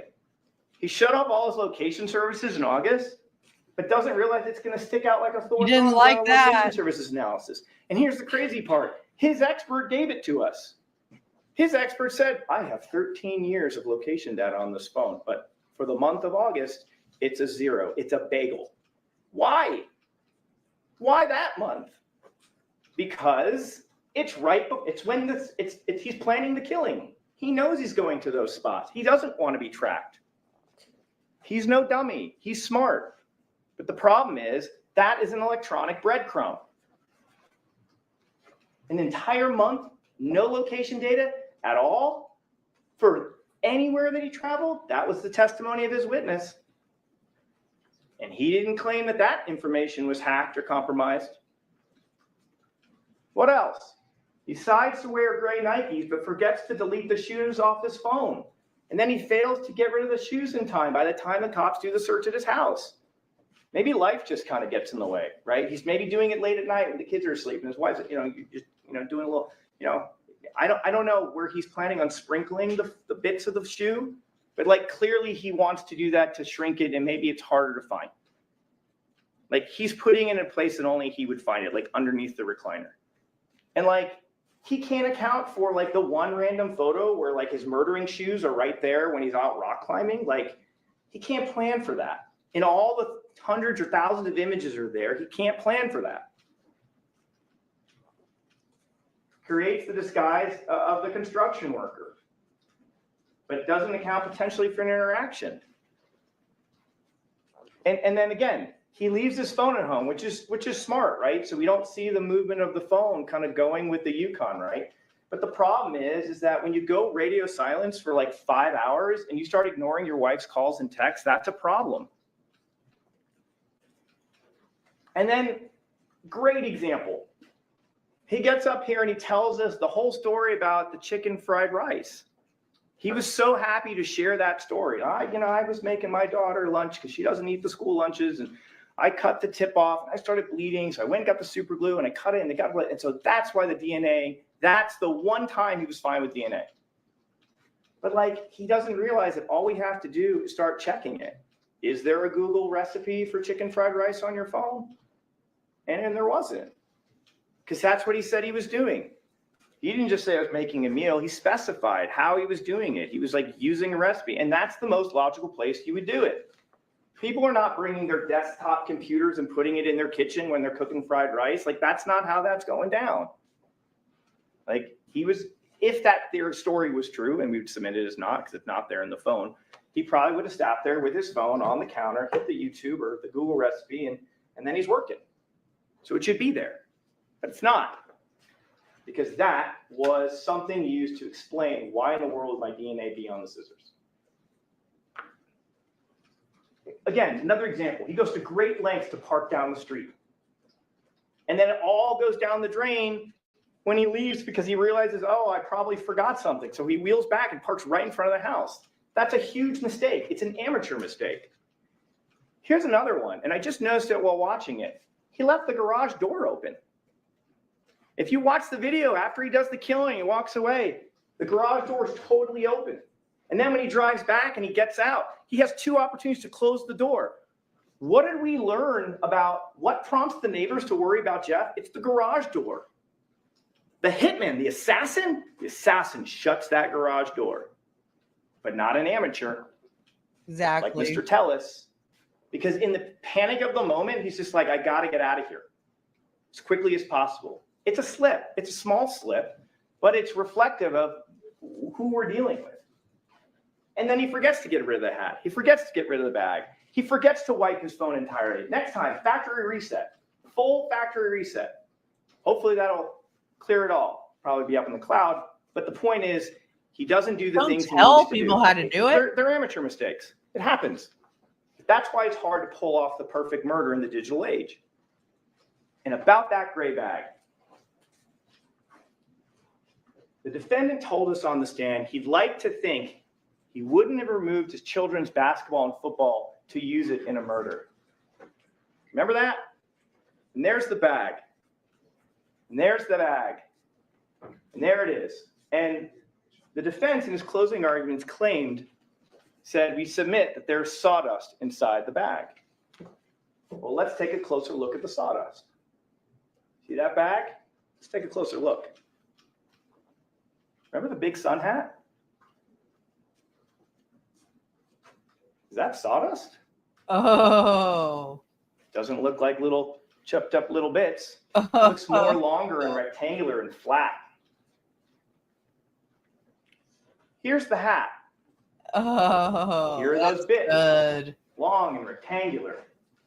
The state would submit to you. Beyond He put his chopped up a hat in that reasonable bag. doubt. and then transferred the bag into the Sprouts bag. Look at that. Put the basketball and the football back inside. That is not sawdust. That's a boom. I want to touch on some things that were brought up in closing argument. That Garen's DNA is the only one at the scene. Well, our response is, well, his DNA is underneath Garen's nails. So that's a huge problem. Not in his vehicle or in his clothing. He got rid of his clothing. We'd submit he cleaned his car. He also wasn't surveilled 24 hours a day.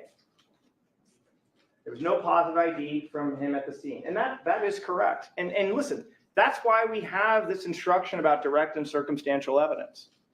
Because in Nevada, the law doesn't make a difference between the two. You can weigh it as you wish. Some cases have incredibly powerful examples of circumstantial evidence. Sometimes you've got a combination of both. Sometimes it's all direct. But there's tons of direct evidence, like him in the Yukon, like that's to be tracked from literally Silk Tassel all the way to his house and then all the way back is incredible. Sparkles. You heard about how many officers it took to track and go business to business to business to business. That's direct evidence. You've got the circumstantial evidence of his DNA. You've got the shoes with his DNA in it that's chopped up. You've got the hat. You have the surveillance in the phone. You have the whole motive laid out from the articles. I mean, okay, you're right. We didn't have one person standing out going, I watched Mr. Telles stab Mr. Gehrman. You're right. But we got a whole lot of other evidence. There's no surveillance of Telles exiting his home. You've heard testimony about it repeatedly. There wasn't cameras in the area. We just have surveillance of the street that's perpendicular to his driveway.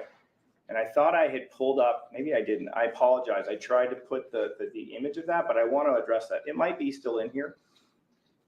Go back and check the map, because the way it actually works is Piggott Elementary, when he's coming in and out in his red Yukon and going to the gym in his BMW at the end, the street that comes down perpendicularly to turn out along the Piggott Elementary, that street is Silk Tassel.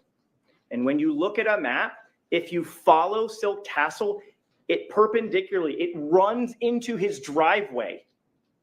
Like all he has to do is like drive out of his driveway and he's already on Silk Tassel. So you're right. Like we don't have him getting out of his car from his driveway, but we literally have the only street he needs to take to get to Piggott Elementary. It is not streets and streets and streets. It's the street before his driveway. There's the argument, well, Metro makes mistakes. There's that deletion of a traffic signal. Well, as I've just pointed out, Telles made a ton of mistakes himself. So we will own that, on one traffic stop, we didn't mark a proper event number. And you can give it whatever weight you want. Telles cutting himself while cooking. Again, we've talked about the chicken fried rice thing. That's not backed up. Wouldn't there be blood from the cut? Not necessarily. What if he had gloves on and he's kind of cutting his tip? It may not be pouring everywhere. And again, look at that scene. The majority of the blood of Mr. Gehrman is actually just kind of pooling from where he's resting. It's not splattered all over the house walls. It's not that type of scene. I mean, Gehrman's shoes are such a good example of that. Like he's the guy who gets killed. He's the one stabbed 11 times and his shoes are relatively clean and he's not doing a lot of walking. A lack of responses to junk messages. That's true, but there are work messages he's not responding to and his wife is reaching out to him and he ain't responding for hours. That's a problem. That's a problem for him. Especially go look at his face. When you're not in the murder window, go look at the communications. So like when his daughter reaches out to him in the morning, he responds like that. No issue. Like at 3:00 or so or 2:30, when Tonya, his ex-wife, responds with a question about the kids, he responds immediately. And what did he tell us on the stand? What did he tell us on the stand about being at Summerlin Area Command? What was his big worry? My family doesn't know where I am. I was so worried about being detained there because I couldn't reach out to my family because that was the most important thing. And what do we know on the day of the murder in the murder window? His wife wants to know where he is, and he's not telling her. Yep. Oh, this is good. That is significant because his pattern is when you look outside the murder window, This he is promptly good. responds to family members about family matters. But he goes silent with his wife when he's literally in Mr. Derriman's neighborhood. And another thing, remember his face when I showed him the Apple photo for the first time? If anybody remembers, store that one away. Because he was very comfortable on direct talking about the timeline. And he had his story all lined up. And when I showed him the photo, that the message that wasn't there, that face really changed. And you can weigh that when evaluating his credibility and his responsibility for this. And then there was the argument about DFL analyst Havana couldn't say one way or another if it was deleted. Well, you're right. He's like, I can't definitively say it. What he does say is, I can see from the photos, the message is there. I can see in the timeline, it's not there. Sometimes there are situations where people delete things deliberately and it's marked as deleted, so it'll appear in an extraction report. But sometimes people delete messages and it's not. But he can't definitively say for certain. So I would submit this to you, ladies and gentlemen. Look at all the surrounding evidence in the case. And then you can reach a conclusion about this. Because, ladies and gentlemen, circumstantial evidence is a chain of facts that lead you ultimately to a conclusion. It's like connecting the dots. And so if you're wondering about this, look at the phone evidence. Look at the motive. Look at the physical evidence in his house. Look at the timeline of when he's gone. Look at when the Yukon is where it is in relation to just nothing is going out on this phone. And then you decide, you can make a call about whether, and his manner on the stand, listen to him testify. And then you can decide whether he actually deleted that message. And I'm going to get to the significance of why maybe that message was deleted in a bit. And again, claims Hovanek couldn't tell you the cache date on the phone. The state would submit, and you can check your notes, that's not his testimony. He never said, I can't tell you the cache date. He said, I couldn't tell you the creation date. He said, the cache date is something different. That's what the report is showing me. That's the last time this image interacted with the phone. So that's the time that those smaller images are interacting with those phones, all those dates in August. Not bagging the hands. And that was an argument being made. Like, no one could tell us exactly. So I would say, what means what? Has there been testimony that the DNA evidence was compromised? There was no evidence of that. What is being asked of you? You're being asked to speculate. And you have an instruction on reasonable doubt. And reasonable doubt must be actual, not mere possibility or speculation. Speculation doesn't get you there. It's improper to speculate. Here it is. I knew I didn't forget it. Colin was streets away from his home. That's not correct. That's his house. This is the road. When you're watching that Yukon come in and out, and his BMW coming out, this is what you're seeing. So you're right. We didn't get any homes in this area with camera footage. But we got about 5 miles worth other than that. There was an argument, does it make any sense that there aren't any other cameras in the neighborhood? And my response would be, did you see Mog's presentation? Does this appear to be a case of Metro's not interested in collecting video? There's like 28 sources. The state would submit to you, if there was a camera that was working, that was closer to his house, they would have gotten it, and we would have wanted it. And then there was the video that they showed of this other car, right, with someone presumably with hair and glasses. The state would encourage you, by all means, go compare it to the rest of the videos. Compare it to the rest of the videos. And compare it with all the other evidence, and then you get to weigh it. Because we did hear from Mr. Martinez. What did he also say was going on in that neighborhood? There was a 7-day-a-week, 24-hour construction project where they're repairing a sewer line. I asked Mr. Martinez, what did you guys wear? We wore orange things, right? And in that video of that car, there's someone in an orange thing. Is it possible that that's one of the workers from the sewage project? He seemed to be coming down the road in that first video. He's coming from the road where Mr. Martinez said he was waving people off. Remember? Martinez said, I saw that when we saw the first video, right, of the car approaching and the white truck pulls up, he said he was going out there to tell that person, you can't come down this other way. And the video that the defense shows you shows a car coming from that other way. And if we marry the testimony of Mr. Martinez, the state would submit that's the construction area. In all likelihood, that's just another worker. But you get to weigh it.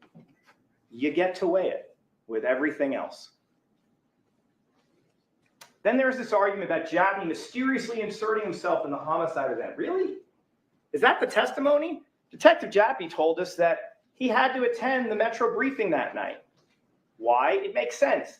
He's literally a detective that's working on an investigation on him. Does it make sense that Metro would want all people maybe involved or some kind of connection? Absolutely. But did you really hear a situation where he was injecting himself into Justine Gaddis's investigation? The answer is no. Detective Gaddis talked about contacting him from time to time, and when contacted, he either met the person or responded, but there really isn't any evidence of him interfering with an investigation. And then here's the other thing. There's testimony from a CSA saying he was taking his own photos and collecting his own evidence. What is the significance of this? We do know from Detective Jappy, he is conducting 2 investigations at that time for Compass and TELLES. It goes on until January of 2023. So is it possible he is collecting information tying to one of those? It's possible. But the better question is this. What evidence do we have that Jappy's presence being there compromised any CSA's collection of the information they needed to get? Did you hear a CSA say, like, he didn't let me pick up that computer that I needed to take? He didn't let me take Roberta's computer. Did you hear anything like that? That he was some sort of obstacle from the CSAs doing their work in the PA's office? The answer is the no. answer is no. So what is the point of bringing this up? It is an argument or suggestion asking you to speculate because there isn't any evidence that he interfered with their collecting of evidence at the PA's office. It's not there. And then the DA didn't pursue charges, and I would submit that was significant. That's what he said. Respectfully, the defense doesn't expound upon the significance. He just said it was significant, but doesn't expound why. Why is that significant? He never explains it. It just stops. And the state would submit to you the testimony of Derek Jappy is really significant because Mr. Telles would have you believe that like he's being framed by Derek Jappy and his complaints about Compass are not being taken seriously. And he got up on the stand and Derek Jappy told you the exact opposite.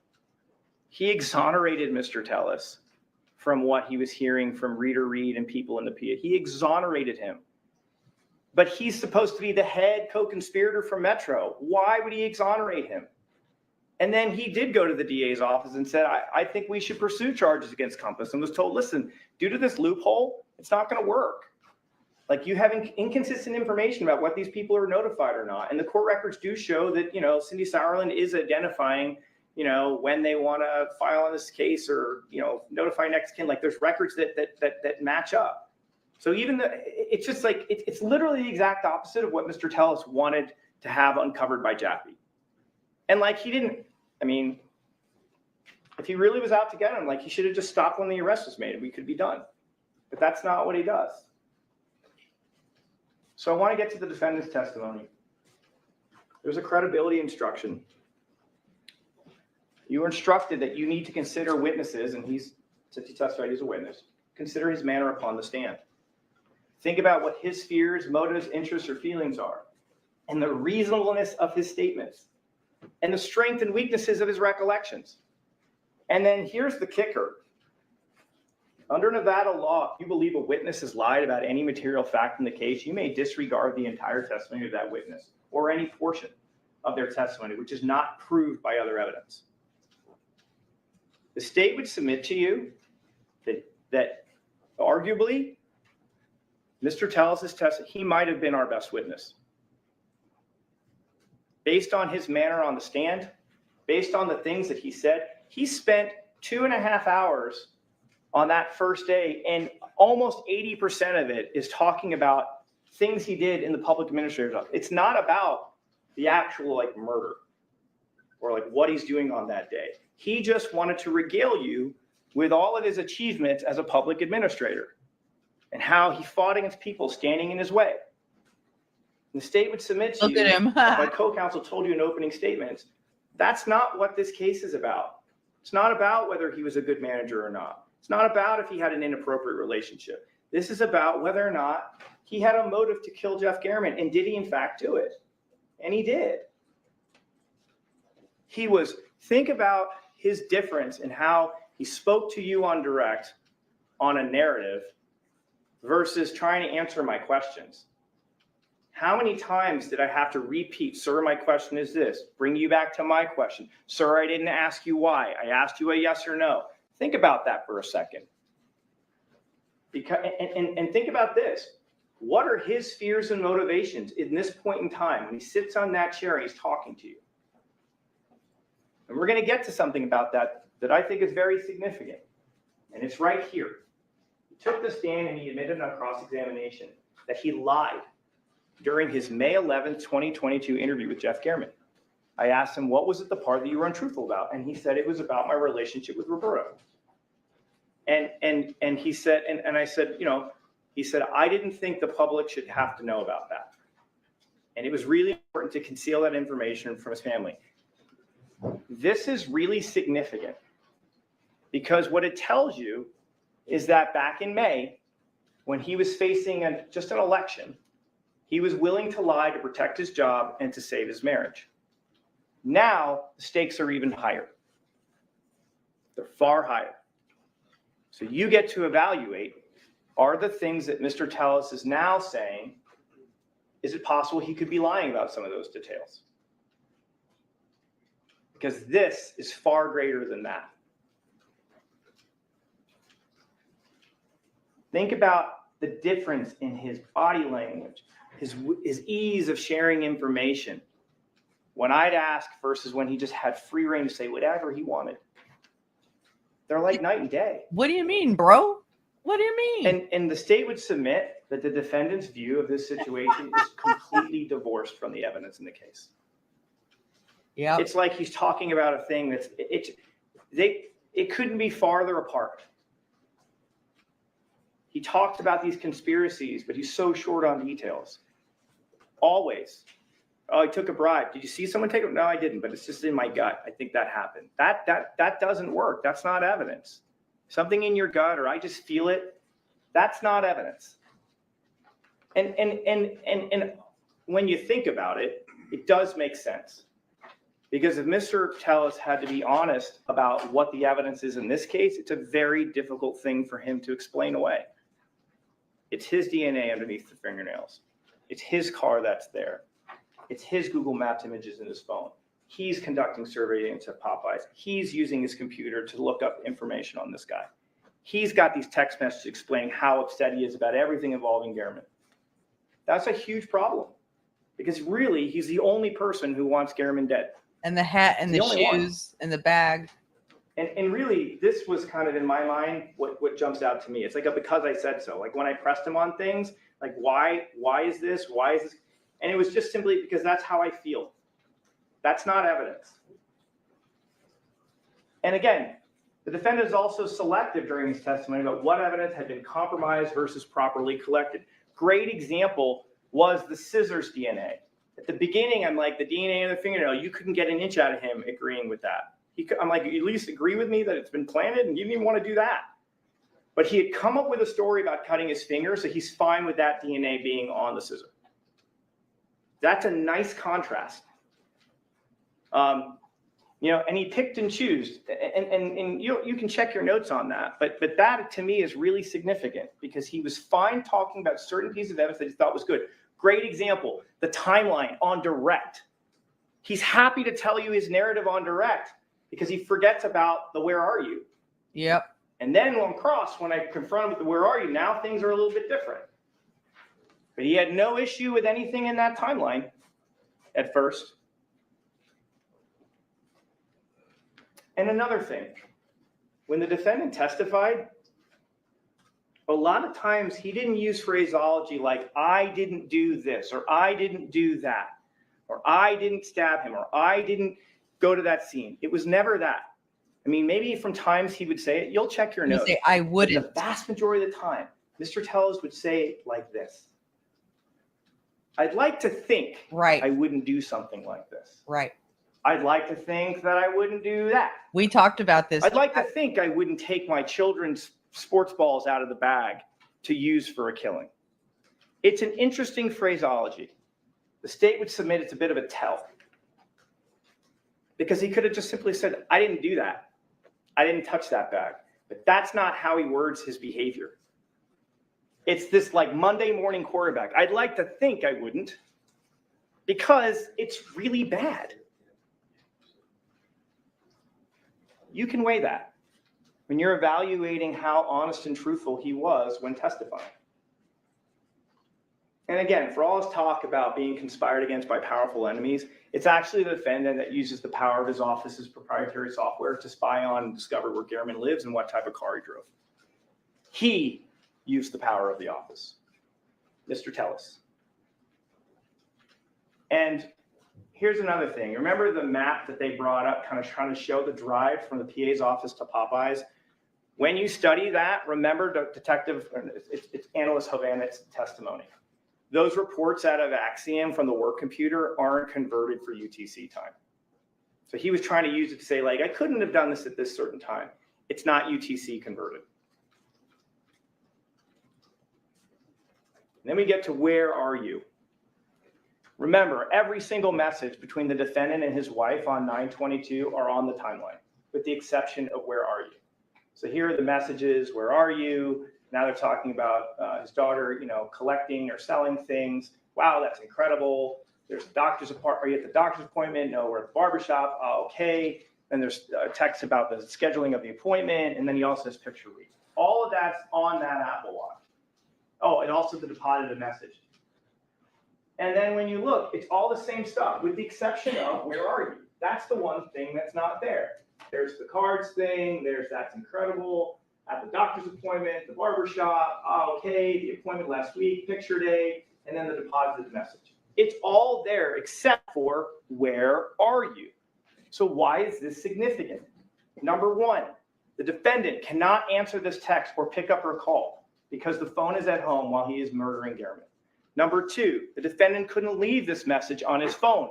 Why? Because it would reveal that even his wife is looking for him at the time of the murder.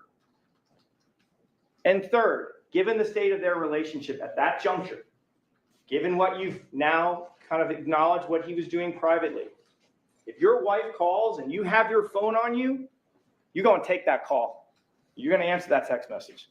You're not going to let that sit for like 5 hours. No way. No way. Some final thoughts. I want you to think about this one. This is something I never actually asked Mr. Tellez on the stand, and I really tried to ask as many of these, but this one really struck me. The Las Vegas Metro, the Metro Police Department, the Las Vegas Metropolitan Police Department was really in on a conspiracy to get the defendant, right? To truly get him. Here's a question for you. Why not let him die in the tub? You saw the video. Why not let that man bleed out? You had your opportunity, and yet they don't take it. Mr. Tellez's life is saved that day. And who ends up saving his life? Why, it's none other than the head conspirator from the Las Vegas Metropolitan Police Department. It's Detective Derek Jappy. He testified that he spent 2 hours on the phone talking him off this ledge. 2 hours. And then you got to watch the footage. They saved his life. If the conspiracy is really true, Derek Jappy doesn't do that. Metro doesn't do that. They literally let him bleed out. But that didn't happen. And the reason is, ladies and gentlemen, is because there never was a conspiracy. You made a commitment when we did voir dire to follow the law. The law in this case is abundantly clear. These three theories of liability are abundantly clear. He is guilty beyond a reasonable doubt on all three theories, and it's not close. And so we ask you to follow the law and follow the evidence. Do not speculate, but follow the evidence. As my co-counsel brought up, in the end, this is not a case about politics. It's not about alleged inappropriate relationships. It's not about who's a good boss or who's a good supervisor or favoritism at work. It's just about murder. And I want to end, if I could, I want to make sure that this is working, with something that Mr. Telles said in his interview that really struck me. And I noticed it during the opening statement. And it's this. And people just cannot get to do whatever they want. And it's just that people don't get to do whatever they want. For once, the state of Nevada is in agreement with Mr. Telles. He doesn't get to do whatever he wants. He took the life of an individual who was simply doing his job because he didn't like how it impacted him personally. Please hold him accountable for murdering Jeff Gehrman. Thank you very much. Okay, at this time, the clerk will swear the officers of the court who will take charge of the jury panel.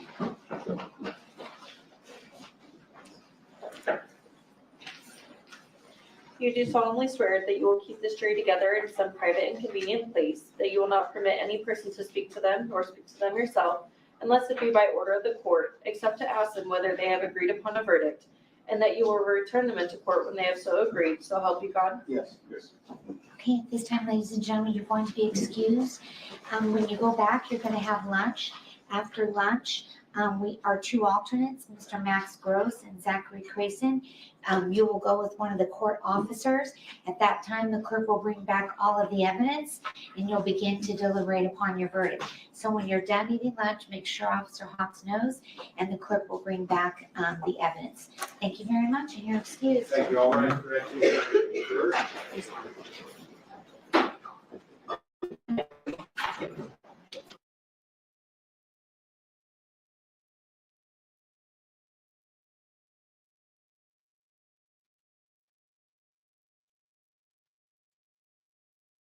Wow. Wowie, wow. I'm not going to lie to you. I was wowed by that. You have your phone on you?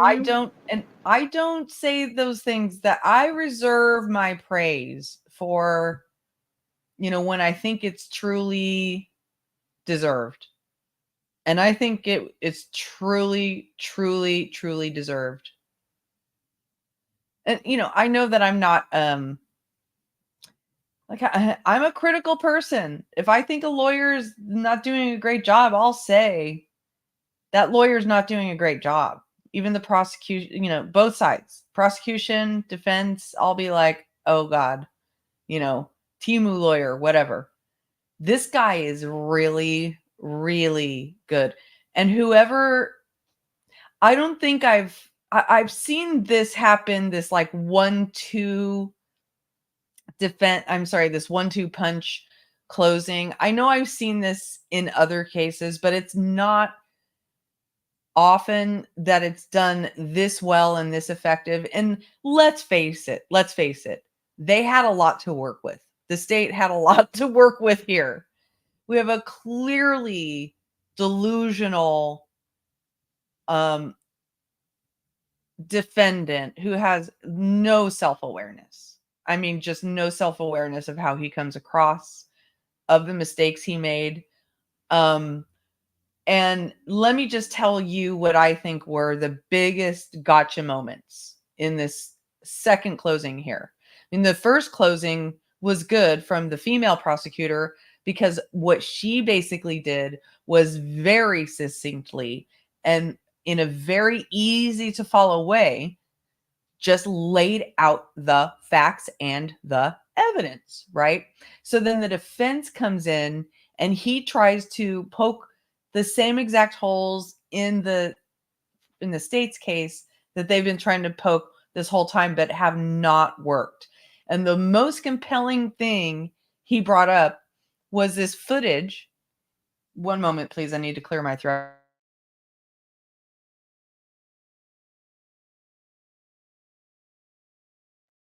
Was this footage of a guy driving a Yukon that did not look like Tejas, right? And I figured that that would be explained away pretty effectively by the state by saying, hey, look, we were going after all kinds of footage that day. We didn't know what we were looking for as a needle in a haystack. We found this one. And okay, maybe that wasn't him, but that doesn't prove, that doesn't give you any reasonable doubt. And that's basically what he said. So he very effectively kind of just swatted that little fact away like a fly swatter.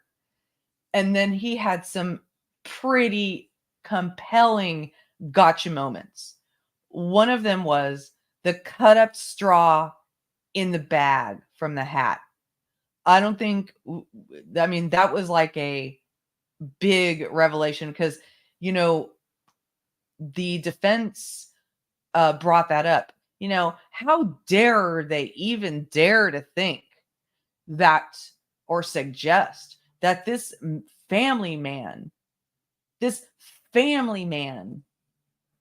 would take his kids' basketball and football out of a bag to commit a murder.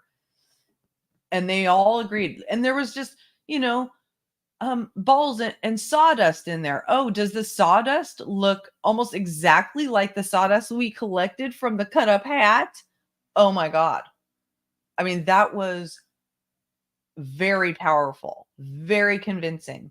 The other gotcha was, and I'm kind of surprised I didn't put this together so I feel like I really learned something from this prosecutor and I feel humbled by it. And maybe I'm gushing too much, but remember how TELLES was making such a big deal about how he was detained and he couldn't contact his family, and that put such a burden on him. And I couldn't contact my wife, and they were all that. He made such a big deal out of it as if he was being victimized by police in that whole thing, right? And then on the day of the murder, when they're trying to get a hold of him for hours, he's nowhere to be found. He doesn't get in touch with them. He doesn't respond right away. And we're supposed to believe, well, that's just normal.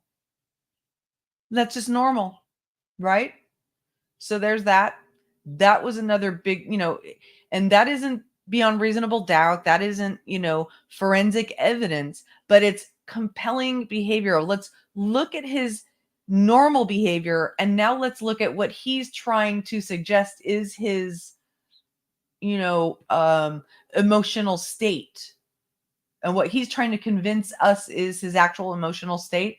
It doesn't add up, right? And then the other compelling thing, that gotcha moment, was why not let him die in the tub? And I do remember thinking, Detective Jaffe, this guy who they are asserting has been one of the, key parts of this conspiracy, to the point of even accusing him of accepting a bribe to be in this conspiracy. He's now part of the crisis team, the crisis SWAT team that responds to this guy's unaliving event, and talks him off a ledge for hours at, something like 1 to 3 hours, or at least I think I remember the testimony being he was on the phone with him for at least an hour in that interaction. So if they so badly wanted to frame him, why not let him die? Rather than, go through this elaborate ruse of just of framing him for a murder and going through, a costly trial and all that type of stuff. Very, very compelling. And like Truth Junkie says here, that's the other thing. It is a very well practiced speaker, public speaker, who can take all of the data, the information, weave it together in a narrative form in their head, and then relay it so convincingly and so compellingly. That is a compelling speaker. Okay.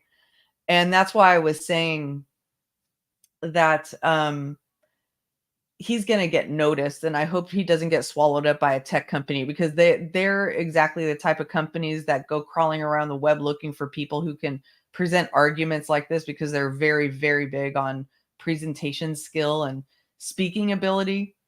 And they'll see a guy like this and go, oh, we need to hire this guy. We're going to throw, him all kinds of stock options and money because he's so good, and we want him on our side.